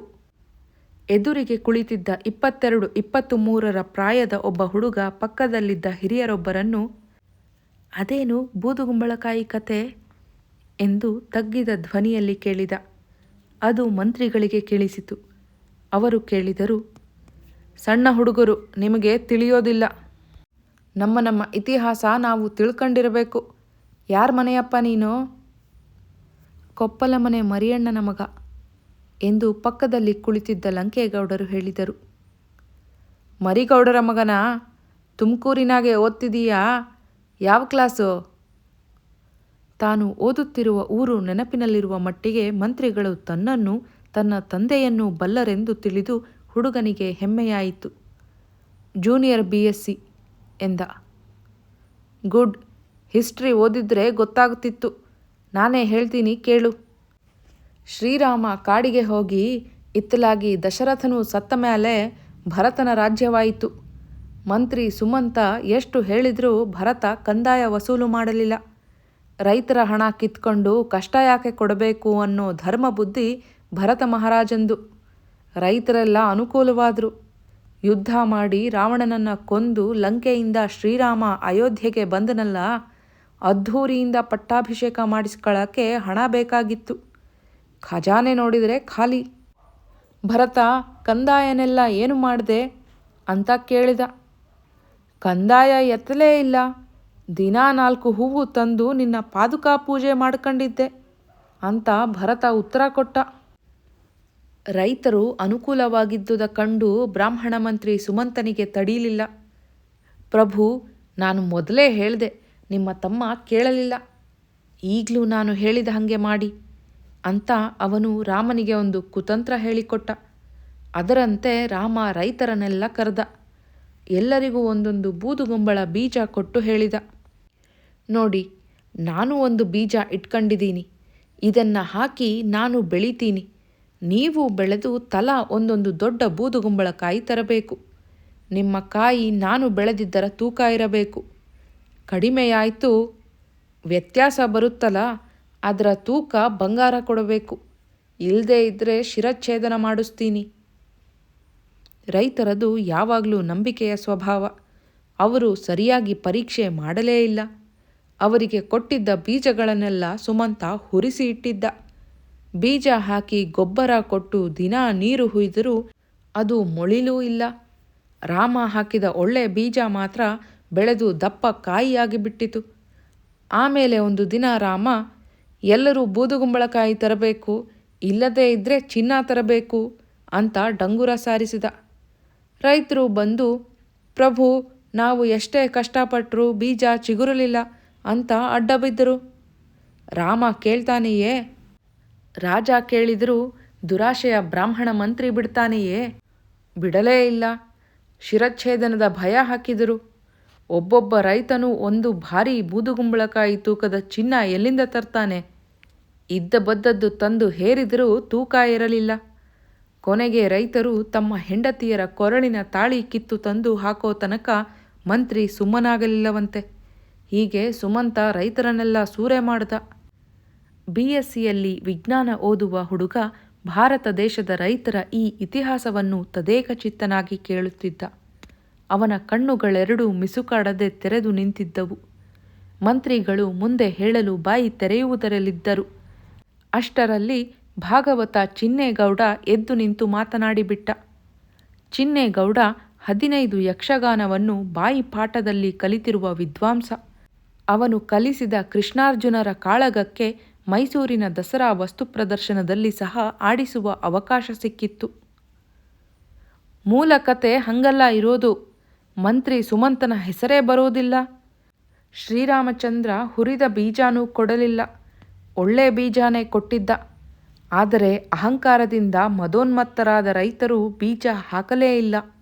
ಕೊನೆಗೆ ಶ್ರೀರಾಮಚಂದ್ರನ ಕುಂಬಳಕಾಯಿಯ ಮೇಲೆ ಭೂಮಿ ತೂಕದ ಆಂಜನೇಯ ಸೊಳ್ಳೆಯ ರೂಪಮಂ ಧರಿಸಿ ಕೂತುಕೋತಾನೆ. ರೈತರು ಮಾಡಿಸಿದ್ದ ಚಿನ್ನದ ಗೂಟ, ಚಿನ್ನದ ಬೀಸುಕಲ್ಲುಗಳು, ಚಿನ್ನದ ಒನಕೆ, ಚಿನ್ನದ ಹಂಡೆ, ಗಡಿಗೆ, ಚಿನ್ನದ ತಿರುವುವ ಗುಂಡುಗಳೆಲ್ಲ ಸೇರಿಯೂ ತಕ್ಕಡಿ ಏರದಿದ್ದಾಗ ರಾಮಚಂದ್ರ, ಲೇ, ನಿಮ್ಮ ಪತ್ನಿಯರ ಕೊರಳ ಮಾಂಗಲ್ಯವಂ ತಂದು ತಕ್ಕಡಿಯ ತೋನಮಂ ಸರಿಮಾಡಿರಿ ಅಂತ ಅಪ್ಪಣೆ ಮಾಡಲು ಅವರೆಲ್ಲ ಪತ್ನಿಯರ ಕೊರಳಿಗೆ ಕೈ ಹಾಕಲು. ಅಂದರೇನರ್ಥ? ಅವರ ಅಹಂಕಾರ ಅಳಿಯಲು ಕ್ಷಮಾಮತಿಯೂ ದಯಾಳುವೂ ಆದ ಶ್ರೀರಾಮಚಂದ್ರನೇ ರೈತರಿಗೆಲ್ಲ ಅಭಯವಿತ್ತು ಅವರವರ ಚಿನ್ನವನ್ನು ಅವರವರಿಗೇ ಕೊಟ್ಟು ರಾಮರಾಜ್ಯದಲ್ಲಿ ಯಾರ ಕಣ್ಣಲ್ಲೂ ನೀರು ಬರಕೂಡದೆಂದು ಅಪ್ಪಣೆ ಮಾಡಿದನು. ಭಾಗವತ ಚಿನ್ನೇಗೌಡನಿಗೆ ವ್ಯವಹಾರ ಜ್ಞಾನ ಕಡಿಮೆ ಎಂಬುದನ್ನು ಬಲ್ಲ ಪಟೇಲ ಲಂಕೇಗೌಡರು, ಲೇ ಭಾಗವತ, ಮುಚ್ಕಂಡು ಕುಂತ್ಕೊಳ್ಳ, ನಿನ್ಯಾರು ಕತೆ ಹೇಳು ಅಂತ ಕರೆದೋರು ಎಂದರು. ಚಿನ್ನೇಗೌಡ ಪೆಚ್ಚಾಗಿ ಕುಳಿತುಕೊಂಡ. ಆದರೆ ತಾನು ತಿಳಿದಿರುವ ಕಥೆಯ ಸತ್ಯದ ಬಗೆಗೆ ಅವನ ಶ್ರದ್ಧೆ ಮಾತ್ರ ಅಚ್ಚಳಿಯಲಿಲ್ಲ. ಬೆಳಗ್ಗೆದ್ದರೆ ತಾಲ್ಲೂಕು ಜಾಗವಾದ ತಾವರೆಕೆರೆಯ ಸ್ಟ್ಯಾಂಡ್ ಹೋಟೆಲಿನಲ್ಲಿ ಸಾಂಬಾರು ತಿಂದು ರೂಢಿಯಾಗಿದ್ದ ಶಿಂಗೇಗೌಡರು ನಡುವೆ ಬಾಯಿ ಹಾಕಿದರು. ಆ ಭಾಗವತ ಅಂತಾನೆ ಅಂತ ಕೇಳಿ, ಇದೆಲ್ಲ ಸುಳ್ಳೇಯ. ಬೂದುಗುಂಬಳಕಾಯಿ ಮಜ್ಜಿಗೆ ಆಮ್ರ ವೈನಾಗಿರ್ತದೆ. ಇದನ್ನ ರೈತರು ತಿಂದರೆ ನಮಗೆ ಸಿಕ್ಕಾಕುಲ್ಲ ಅಂತ ಯಾವನೋ ಹಾರುವಯ್ಯ ಹೀಗೆ ಕತೆ ಕತ್ತಿದ್ನಂತೆ. ಹಂಗಂತ ಓಟ್ಲು ಕೃಷ್ಣ ಭಟ್ಟರೇ ಅಂದರು. ಉಡುಪಿ ಕಡೆ ಈ ಕತೆಯೇ ಇಲ್ವಂತೆ. ಈಗ ನಮ್ಮೂರ ರೈತರೆಲ್ಲ ಬೂದುಗುಂಬಳಕಾಯಿ ಹೆಸರು ಮಾಡ್ಕೊಂಡು ಮೋಪಾಗಿ ಹೊಡಿತಾರೆ. ಪಟೇಲ ಲಂಕೇಗೌಡರು ಸೇರಿ 5-6 ಜನಗಳನ್ನು ಬಿಟ್ಟರೆ ಮಂತ್ರಿಗಳು ಹೇಳಿದ ಕಥಾರೂಪದ ಅಂತರಾರ್ಥ ಉಳಿದವರಿಗೆ ಆಗಲೇ ಇಲ್ಲ. ಭಾಗವತ ಚಿನ್ನೇಗೌಡ ಮತ್ತು ಶಿಂಗೇಗೌಡರನ್ನು ಗದ್ದರಿಸಿಕೊಳ್ಳಬೇಕೆಂಬಷ್ಟು ಸಿಟ್ಟು ಬಂತು ಮಂತ್ರಿಗಳಿಗೆ. ಆದರೆ ತಾಳ್ಮೆಗೆಡಬಾರದು. ಅಷ್ಟು ತಿಳಿವಳಿಕೆ ಇದ್ದರೆ ನಮ್ಮ ರೈತ ಜನಾಂಗ ಯಾಕೆ ಇಷ್ಟು ಹಿಂದುಳಿಯುತ್ತಿತ್ತು? ಅಲ್ಲದೆ ಚುನಾವಣೆ ವ್ಯವಹಾರದಲ್ಲಿ ಜನಗಳೊಡನೆ ಸಿಟ್ಟು ತೋರಿಸುವವನು ಗೆಲ್ಲುವುದಿಲ್ಲ ಎಂಬ ನಿಧಾನದಿಂದ ಮತ್ತೆ ಮಾತನಾಡಲು ಆರಂಭಿಸಿದರು. ಒಂದೊಂದು ಕಡೆ ಒಂದೊಂದು ಥರ ಕತೆ ಇದೆ. ಯಾವ ಥರ ತಗೊಂಡ್ರೂ ಒಟ್ಟಿನಲ್ಲಿ ಗೋಶ್ವಾರೆ ಏನು? ಹಿಂದಿನಿಂದಲೂ ರೈತರನ್ನ ಉಳಿದವರು ಸುಲಿದು ತಿಂದರು, ಈಗಲೂ ತಿಂತಿದ್ದಾರೆ. ಬ್ರಾಹ್ಮಣ ಮಂತ್ರಿಗಳೇ ಆಗಿರಬಹುದು, ಕ್ಷತ್ರಿಯ ರಾಜರೇ ಆಗಿರಬಹುದು. ನಮ್ಮ ಶಿಂಗೇಗೌಡರು ಹೇಳೋ ಹಂಗೆ ಈ ಕತೆಯೇ ಸುಳ್ಳಾಗಿ ಬೂದುಗುಂಬಳಕಾಯಿ ತಮಗೇ ಸಿಕ್ಕಲಿ ಅಂತ ಬ್ರಾಹ್ಮಣರು ಕಟ್ಟಿರೋದೇ ನಿಜವಾದರೂ ಮೂಢರಾದ ರೈತ ಬಾಂಧವರನ್ನು ಸುಲಿದು ತಿನ್ನೋಕೆ ಅವರು ಕತೆ ಪುರಾಣ ಹುಟ್ಟಿಸಿದ್ದು ಸುಳ್ಳಲ್ಲವಲ್ಲ. ನಮ್ಮ ಜನ ಯಾವುದಕ್ಕೂ ಪರಾವಲಂಬಿಗಳಾಗಬ್ಯಾಡ್ದು, ದೇಶ ಸ್ವಾವಲಂಬಿಯಾಗಬೇಕು ಅಂತ ನೆಹರು ಹೇಳ್ತಾರೆ. ಹಾಗೆಯೇ ರೈತ ಜನಾಂಗ ಕೂಡ ಪರಾವಲಂಬಿಯಾಗಬಾರದು. ನಮ್ಮ ಮದುವೆಯಲ್ಲಿ ಕೂಡ ಬ್ರಾಹ್ಮಣ ಪುರೋಹಿತರನ್ನು ಯಾಕೆ ಕರಿಬೇಕು? ಜೋಯಿಸರ ಧಾರೆ ಬದಲು ಬಳಗಧಾರೆ ಮಾಡಿದರೆ ಮಕ್ಕಳಾಗುಲ್ಲ ಅಂತೈತಾ? ಅವರು 1000 ವರ್ಷದಿಂದ ನಮ್ಮ ಎದೆ ಕೆರ್ಕಂಡು ತಿಂದದ್ದು ಸಾಕು. ಗುರುಗಳು ಅಂತ ಅವರನ್ನು ಪೂಜೆ ಮಾಡಿದ್ದೂ ಸಾಕು. ನಮ್ಮದೇ ಮಠ ಕಟ್ಟೋಣ, ನಮ್ಮದೇ ಸ್ಕೂಲು ಕಾಲೇಜು ತೆಗೆಯೋಣ. ಅಷ್ಟಾದರೆ ಸಾಲದು, ನಮ್ಮೋರೇ ಆಡಳಿತ ಮಾಡಬೇಕು. ರಾಜತ್ವ ಹೋಯ್ತು, ಪ್ರಜಾಪ್ರಭುತ್ವ ತಂದಿದ್ದೀವಿ. ನಿಮಗೆ ಗೊತ್ತಿದೆ, ನಾನು ಮಹಾತ್ಮ ಗಾಂಧಿಯವರ ಆಶ್ರಮದಲ್ಲಿದ್ದೆ, ಜೈಲಿನಲ್ಲಿದ್ದೆ. ಪ್ರಜಾಪ್ರಭುತ್ವ ತರೋಕೆ ಅಂತ ಪಡಬಾರದ ಕಷ್ಟ ಬಿದ್ದೆ. ಅದೆಲ್ಲ ಯಾಕೆ? ನಮ್ಮ ರೈತ ಬಾಂಧವರು ಶೂದ್ರರಾಗಿರೋದು ಬಿಟ್ಟು ಮೇಲೆ ಬಂದು ಕ್ಷತ್ರಿಯರಾಗಬೇಕು, ರಾಜ್ಯ ಆಳಬೇಕು, ಎಲೆಕ್ಷನ್ನಲ್ಲಿ ನಿಂತು ಗೆಲ್ಲಬೇಕು ಅಂತ. ಇದರ ನನ್ನ ಸ್ವಂತದ್ದು ಅಂತ ಏನೂ ಇಲ್ಲ ಎಂದು 1 ಗಂಟೆ ಭಾಷಣ ಮಾಡಿದರು. BSc ವಿದ್ಯಾರ್ಥಿ ನಂಜುಂಡೇಗೌಡ ಕೇಳುತ್ತಾ ಮಂತ್ರಮುಗ್ಧನಾದ. ಉಳಿದವರು ಸಹ ಮೆಚ್ಚಿಕೊಂಡು ಮಂತ್ರಿಗಳ ತಂದೆ ಪಟೇಲ್ ತಿರುಮಲೇಗೌಡರ ಪುಣ್ಯವನ್ನು ಕೊಂಡಾಡಿದರು. ಮಂತ್ರಿಗಳ ನಂತರ ಬೋರನಿಂಗಪ್ಪನವರು ಮಾತನಾಡಿ ರೈತ ಸಮಾಜಕ್ಕೆ ತಮ್ಮ ಜೀವನವನ್ನು ತೆಗೆದಿಟ್ಟಿರುವುದಾಗಿ ತಿಳಿಸಿದರು. ಉಳಿದ ಮುಖ್ಯವಾದ ಊರುಗಳನ್ನು ಸುತ್ತಿಕೊಂಡು ಮಂತ್ರಿಗಳು ಬೆಂಗಳೂರಿಗೆ ಹೋದಾಗ ಮಂಡ್ಯ ಜಿಲ್ಲೆಯ ಧುರೀಣರೊಬ್ಬರಲ್ಲಾದ ನಾಗೇಗೌಡರು ಬರೆದಿದ್ದ ಕಾಗದ ಅವರ ಮೇಜದ ಮೇಲಿತ್ತು. ಕವರಿನ ಮೇಲೆ ಇಂಗ್ಲಿಷಿನಲ್ಲಿ ಪರ್ಸನಲ್ ಎಂದು ಬರೆದಿದ್ದುದರಿಂದ ಅವರ ಆಪ್ತ ಕಾರ್ಯದರ್ಶಿ ಅದನ್ನು ಒಡೆದಿರಲಿಲ್ಲ. ಪತ್ರದ ಸಾರಾಂಶ ಅನಿರೀಕ್ಷಿತವೂ ಅಪೇಕ್ಷಣೀಯವೂ ಆಗಿತ್ತು. ಮಂಡ್ಯದ MLA ಕೆಂಪಣ್ಣನವರು ಮಂತ್ರಿಗಳಿಗೆ ಗೊತ್ತಿರುವವರೇ. ಇಬ್ಬರೂ ಒಂದೇ ಜನಾಂಗ, ಒಂದೇ ಬೆಡಗಿಗೆ ಸೇರಿದವರು. ಕೆಂಪಣ್ಣನವರು ದಂಡಿಯಾದ ಕುಳ. ಒಟ್ಟು 100 ಎಕರೆ ಗದ್ದೆಯ ಜಮೀನುದಾರರಿರುವುದರ ಜೊತೆಗೆ ಸಕ್ಕರೆ ಕಾರ್ಖಾನೆಯ ಆಡಳಿತ ಸಮಿತಿಯ ಸದಸ್ಯರಾಗಿದ್ದಾರೆ. ಅವರ 10 ಬಸ್ಸುಗಳು ಮಳವಳ್ಳಿ, ತಿರುಮಕೂಡಲು, ನರಸೀಪುರ ಮೊದಲಾದ ಕಡೆ ಲೈನುಗಳಲ್ಲಿ ತಿರುಗುತ್ತವೆ. ಅವರ 2ನೆಯ ಮಗಳು ಚಿರಂಜೀವಿ ಸೌಭಾಗ್ಯವತಿ ಕುಮುದಿನಿ ಮಂಡ್ಯದ ಕಾಲೇಜಿನಲ್ಲಿ ಇಂಟರ್ಮೀಡಿಯೇಟ್ ಓದಿದ್ದಾಳೆ. ತುಂಬ ಲಕ್ಷಣವಾದ ಹೆಣ್ಣು. ಮಂತ್ರಿಗಳಾದ ಮೇಲಗಿರಿ ಗೌಡರು ಮನಸ್ಸು ಮಾಡಿ ಅವರ ಮಗ ಶ್ರೀನಿವಾಸನಿಗೆ ತಂದುಕೊಂಡರೆ ಮುಂದೆ ಉಭಯ ತಾಪಿ ಕಲ್ಯಾಣವಾಗುತ್ತದೆ. ಈ ವಿಷಯದಲ್ಲಿ ತಕ್ಷಣ ಜವಾಬು ಬರೆಯಬೇಕು. ಅವರು ಕಾಗದವನ್ನು ಓದಿ ಮಡಿಸಿಡುವ ಹೊತ್ತಿಗೆ ಹೊರಗೆ ಹೋಗಿದ್ದ ಶ್ರೀನಿವಾಸ ಮನೆಗೆ ಬಂದ. ತಂದೆ ಇದೀಗ ಬೆಂಗಳೂರಿಗೆ ಹಿಂತಿರುಗಿರುವುದನ್ನು ಹೊರಗಿದ್ದ ಧೂಳು ಕೂತಿದ್ದ ಕಾರನ್ನು ನೋಡಿಯೇ ಅವನು ಅರ್ಥ ಮಾಡಿಕೊಂಡಿದ್ದ. ತಂದೆ ಮಗ ಇಬ್ಬರೂ ಕೂಡಿ ಊಟ ಮಾಡಿದರು. ಆದರೆ ಅವನು ತನ್ನ ಸತ್ಯಳ ಮದುವೆಯ ವಿಷಯವಾಗಿ ತಾನಾಗಿಯೇ ಮಾತು ತೆಗೆಯಲಿಲ್ಲ. ಊಟವಾದ ಮೇಲೆ ತನ್ನ ಕೋಣೆಗೆ ಹೊರಟು ಹೋದ. ಮಂತ್ರಿಗಳು ಸಾಮಾನ್ಯವಾಗಿ ಮಲಗುವುದು ರಾತ್ರಿ 11-12ರ ಸುಮಾರಿಗೆ. ಆದರೆ ಈ ದಿನ ಅವರಿಗೆ ಆಯಾಸವಾಗಿತ್ತು. ತಾವು ಹಿಂತಿರುಗಿರುವ ವಿಷಯವನ್ನು ಟೆಲಿಫೋನ್ ಮಾಡಿ ಯಾರಿಗೂ ತಿಳಿಸಲಿಲ್ಲ. ತಮ್ಮ ಕೋಣೆಗೆ ಹೋಗಿ ಮಲಗಿದರು. ಆದರೆ ನಿದ್ರೆ ಬರಲಿಲ್ಲ. ಇನ್ನೂ ಹೊತ್ತಾಗಿಲ್ಲ, ಬಂದಿಲ್ಲ ಎಂದುಕೊಂಡು ಮಗ್ಗುಲು ಹೊರಳುತ್ತಿದ್ದರು. 12 ಕಳೆದರೂ ಬರಲಿಲ್ಲ. ಗಂಡ ನಿದ್ದೆ ಮಾಡದೆ ಹೊರಳುತ್ತಿರುವುದು ಪಕ್ಕದ ಮಂಚದಲ್ಲಿ ಮಲಗಿದ್ದ ರಂಗಮ್ಮನಿಗೆ ಕೇಳುತ್ತಿತ್ತು. ಆದರೆ ಬರಬೇಕಾಗಿದ್ದ ನಿದ್ದೆ ಬಂದಿರಲಿಲ್ಲ. ಅವಳೇ ಕೇಳಿದಳು, ಮಲ್ಲೇಶನ ಮದುವೆ ಏನು ಮಾಡ್ತೀರಾ? ಮಗ ಶ್ರೀನಿವಾಸನ ಹುಟ್ಟು ಹೆಸರು ತಿರುಮಲೇಗೌಡ ಎಂದು. ಕಾಲೇಜಿಗೆ ಹೋದ ಮೇಲೆ ಅವನು ಶ್ರೀನಿವಾಸನೆಂದು ಬದಲಾಯಿಸಿಕೊಂಡಿದ್ದಾನೆ. ಆದರೆ ಮನೆಯಲ್ಲಿ ಮಲ್ಲೇಶನೆಂದು ಕೂಗುತ್ತಾರೆ. ತಿರುಮಲ ಎಂಬ ಅಜ್ಜನ ಹೆಸರೇನೋ ಸರಿ, ಆದರೆ ಅವರು ಬದುಕಿರುವಾಗ ಅದೇ ಹೆಸರನ್ನು ಚಿಕ್ಕವರು ಕೂಗಲು ಸಂಕೋಚವಾಗಿ ಮೊದಲ 2 ಅಕ್ಷರಗಳನ್ನು ಲ ಕೆ ಲ ಒತ್ತು ಸೇರಿಸಿ ಕರೆಯುತ್ತಿದ್ದರು. ಹೊಸ ಹೆಸರು ಹೊರಗೆಲ್ಲ ಚಾಲ್ತಿಯಾಯಿತೇ ಹೊರತು ಮನೆಯಲ್ಲಿ ಹಳೆಯ ರೂಢಿ ಹೋಗಲಿಲ್ಲ. ಏನು ಮಾಡೋದು ನೀನೇ ಹೇಳು. ನಾನೇನು ಪೂರ್ತಿ ಯಜಮಾನ್ತೀಯಾ? ಊರಾಗೆ ದೊಡ್ಡಗೌಡ್ರು ಏನಂದ್ರು? ಅವ್ರದ್ದು ಹ್ಯಾಂಗಾರ ಆಯ್ತದೆ, ನಿಂದು ಹೇಳು. ನೀವೆಲ್ಲ ಹ್ಞೂ ಅಂದರೆ ನಂದೇನು? ಅಡ್ಗ್ವಾಡೆ ಮೇಲೆ ದೀಪ ಇಟ್ಟು ಮಾತು ಬೇಡ. ಆಗ್ಬೋದು ಅಂತೀಯೋ ಬೇಡ ಅಂತೀಯೋ, ನಿನ್ನ ಮನಸ್ಸು ಹೇಳು. ಇರಾನೊಬ್ಬ ಮಗ, ಜೀವಕ್ಕೆ ಏನಾರ ಮಾಡ್ಕೊಂಡ್ರೆ ಏನು ಗತಿ? ಅವಳನ್ನೇ ಮಾಡ್ಕೇಳಿ ಹೇಳಿ. ಪ್ರಾಣ ಕಣ್ಕತ್ತೀನಿ ಅನ್ನ ನಿನ್ಕುಟ್ಟೆ. ಆ ಹಾರೂರ ಹುಡುಗಿ ನಮ್ಮಲ್ಲಿ ಹೆಂಗೆ ವಕ್ತನ ಮಾಡ್ತದಂತೆ? ನಾನೇ ಬಿಡಿಸಿ ಕೇಳಿದೆ. ಎಲ್ಲದಕ್ಕೂ ಒಪ್ಕೊಂಡ್ತು. ಮಾಂಸ ಒಂದು ತಿನ್ನಾಕುಲ್ಲ, ಉಳಿದುದ್ದೆಲ್ಲ ಮಾಡ್ತೀನಿ. ನೀವೇನು ನನ್ನ ಕಾಣ್ದೋರಾ? ಈ ಜಾತಿ ಗೀತಿ ಅನ್ನೋದೆಲ್ಲ ಸುಳ್ಳು ಅಂತು. ನೀನು ಅವಳನ್ನ ನೋಡಾಕೋಗಿದ್ಯಾ? ಅವಳೇ ಬಂದಿದ್ಲು. ಮಲ್ಲೇಶ ಇವತ್ತು ಬೆಳಗಿನಾಗ ಕರ್ಕೊಂಡು ಬಂದಿದ್ದ. ಅವರಪ್ಪ ಏನಂದಂತೆ ಪೂಜಾರಯ್ಯ? ಅದೇನೂ ಹೇಳಲಿಲ್ಲ. ಭುಜದ ಮೇಲೆ ತಲೆ ಬುಡ್ಡೆ ಮ್ಯಾಗೆ ಬೆನ್ನಲ್ಲಿ ಅರಳೆ ಹಾಕಿ ಕಟ್ಟಿತ್ತು. ಇದೇನು ಅಂದೆ.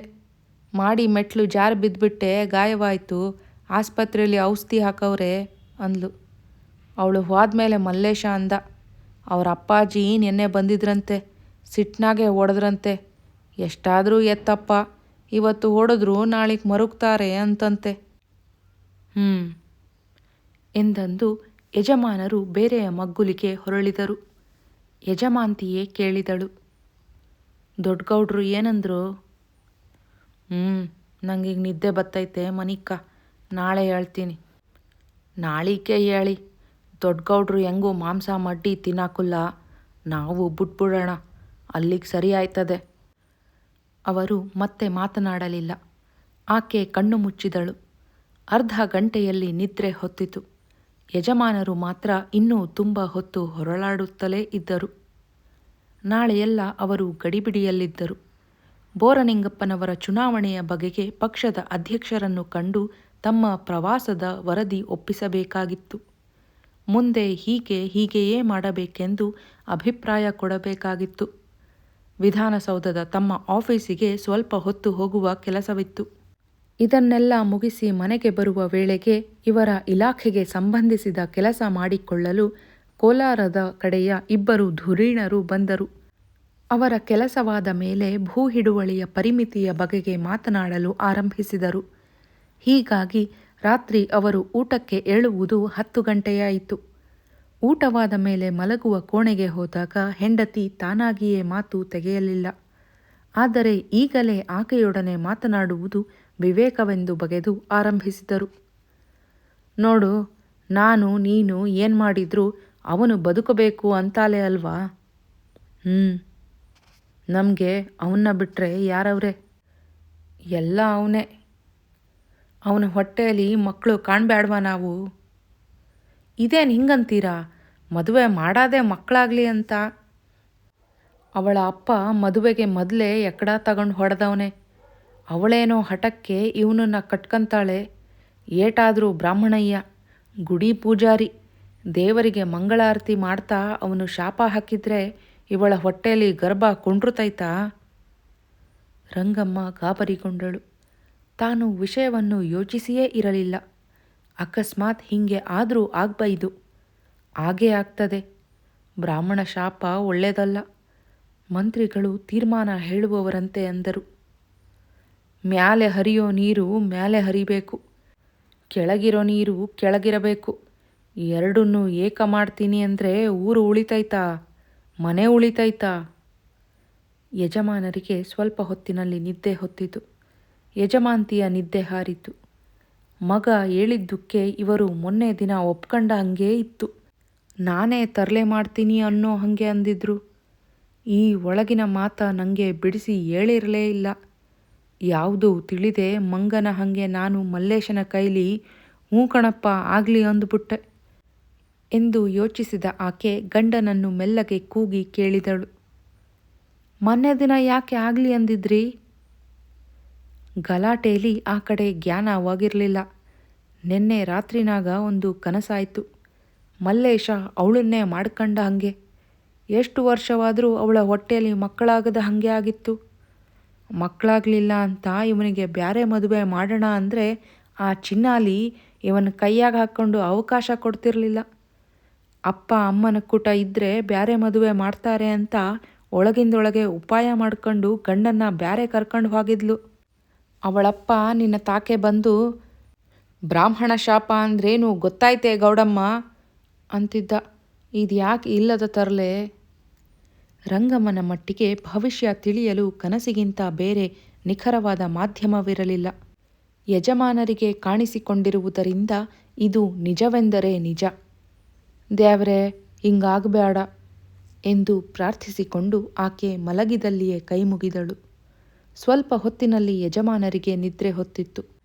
ಹೊರಳಿ ಹೊರಳಿ ಚಿಂತಿಸಿದ ಎಷ್ಟೋ ಹೊತ್ತಿನ ಮೇಲೆ ಆಕೆಗೆ ಜಂಪು ಬಂತು. ಸ್ವಲ್ಪ ಹೊತ್ತಿನಲ್ಲಿಯೇ ಆಕೆಗೂ ಕನಸು ಕಾಣಿಸಿಕೊಂಡಿತು. ಮಲ್ಲೇಶ ಅವಳನ್ನೇ ಮಾಡಿಕೊಂಡಿದ್ದಾನೆ. ಎಷ್ಟು ವರ್ಷವಾದರೂ ಮಕ್ಕಳಾಗಿಲ್ಲ. ಊರಿನಲ್ಲಿರುವ ದೊಡ್ಡ ಗೌಡರಿಗೆ ಸಾಯುವ ಕಾಲ ಬಂದಿದೆ. ಮಾಡಬ್ಯಾಡ್ದು ಮಾಡಿದರೆ ಆಗ್ಬ್ಯಾಡ್ದು ಆಯ್ತದೆ ಅಂತ ಗೊತ್ತಿಲ್ವಾ? ಈ ಮದುವೆಗೆ ನೀನ್ಯಾಕೆ ಹ್ಞೂ ಅಂದೆ? ಈಗ ನನ್ನ ವಂಶ ನಿಂತೋಯ್ತಲ್ಲ, ಯಾರ್ ತೆಪ್ಪು ಅಂತ ಅವರು ತನ್ನ ಮೇಲೆ ಸಿಟ್ಟು ಮಾಡ್ತಿದ್ದಾರೆ. ಪಾಳೇಗಾರರ ಮನೆಯೋರು ನನ್ನ ಮಗಳ ಜಾತಿ ಕೆಡಿಸಿದ್ರು, ಅವರ ವಂಶ ಹಾಳಾಗ ಅಂತ ಅವಳ ಅಪ್ಪಾಜಿ ಗುಡೀಲಿ ಬಲಗೈಲಿ ಗಂಟೆ ಬಾರಿಸ್ಕೊಂಡು ಎಡಗೈಲಿ ಮಂಗಳಾರತಿ ಮಾಡ್ತಾ ಶಾಪ ನುಡಿತವ್ರೆ. ತಿಮಲಾಪುರದ ದೇವರ ಮುಖ ಮಂಗಳಾರತಿ ಬೆಳಕಿನಲ್ಲಿ ಉರಿಯುತ್ತಿದೆ. ಬೆಳ್ಳಿಯ 3 ನಾಮ, ಕಣ್ಣಿಗೆ ಬೆಳ್ಳಿಯ ಪಟಲ, ತಲೆಗೆ ಕಿರೀಟ. ನಾನು ಈ ಊರಾಗೇ ಇರಲ್ಲ, ಈ ದೇವಸ್ಥಾನ ಕೆಡವಿ ಬ್ಯಾರೆ ಊರಿಗೆ ಹೊಂಟೋಯ್ತೀನಿ ಎಂದು ಮೈಮೇಲೆ ಬಂದಾಗ ಅಮ್ಮನ ಪೂಜಾರಿ ಹೇಳುವಂತೆ ನುಡಿದು ನೆಲದ ಮೇಲೆ ಒದೆಯುತ್ತಿದೆ. ದೇವಸ್ಥಾನದ ಹಿಂಭಾಗದ ಗೋಡೆ ಕುಸಿಯುತ್ತಿದೆ. ರಂಗಮ್ಮನಿಗೆ ತಕ್ಷಣ ಎಚ್ಚರವಾಯಿತು. ತನ್ನ ಕನಸಿನಲ್ಲೂ ಇದೇ ಬಂದಿದೆ. ಮಾಡಬಾರದ ಕೆಲಸ ಮಾಡಬಾರದು. ಈಗ ಜ್ಞಾಪಕಕ್ಕೆ ಬಂತು. ಗುಡಿಯ ಹಿಂಭಾಗದ ಗೋಡೆ ನಿಜವಾಗಿಯೂ ವಾಲಿದ ಹಾಗೆ ಕಾಣುತ್ತಿದೆ. ಅದಕ್ಕೆ ಒದೆ ಚಪ್ಪಡಿ ಕೊಟ್ಟಿದ್ದಾರೆ. ಅದು ಸಾಲದು, ಬೇರೆ ಗೋಡೆಯನ್ನೇ ಕಟ್ಟಿಸಬೇಕು. ಆಕೆ ಆಗಲೇ ಎದ್ದು ದೇವರ ಪಟವನ್ನಿಟ್ಟಿದ್ದ ಕೋಣೆಗೆ ಹೋದಳು.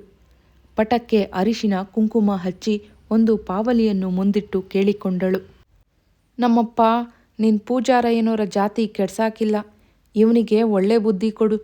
ಇವನು ನಮ್ಮದೇ ಗೌಡಳ ಜಾತಿಲಿ ಹೆಣ್ಣು ತಂದು ಮದುವೆ ಮಾಡ್ಕೊಂಡ್ರೆ ನಿನ್ನ ಗುಡಿಗೆ ಹೊಸ ಗ್ವಾಡೆ ಕಟ್ಟಿಸ್ತೀನಿ. ಅದೇಟಾರ ಖರ್ಚಾಗಲಿ, ನಿನ್ನ ಕಣ್ಣು ಮುಂದೆ ಮದುವೆ ಮಾಡಿಸ್ತೀನಿ. ನಿನ್ನ ಪೂಜಾರಯ್ಯನ ಕೈಲೇ ಗಂಡು ಹೆಣ್ಣಿಗೆ ಆಶೀರ್ವಾದ ಮಾಡಿಸಿಸ್ತೀನಿ. ಸ್ವಲ್ಪ ಹೊತ್ತಿನಲ್ಲಿ ಮನಸ್ಸಿಗೆ ಸ್ವಲ್ಪ ಸಮಾಧಾನವಾಯಿತು. ಇನ್ನೊಮ್ಮೆ ಪಟವನ್ನು ಕಣ್ಣಿಗೆ ಒತ್ತಿಕೊಂಡು ಬಂದು ಅವಳು ಮಲಗಿದಳು. ತುಸು ಹೊತ್ತಿನಲ್ಲಿ ನಿದ್ದೆ ಬಂತು. ಮತ್ತೆ ಕನಸು ಬೀಳಲಿಲ್ಲ.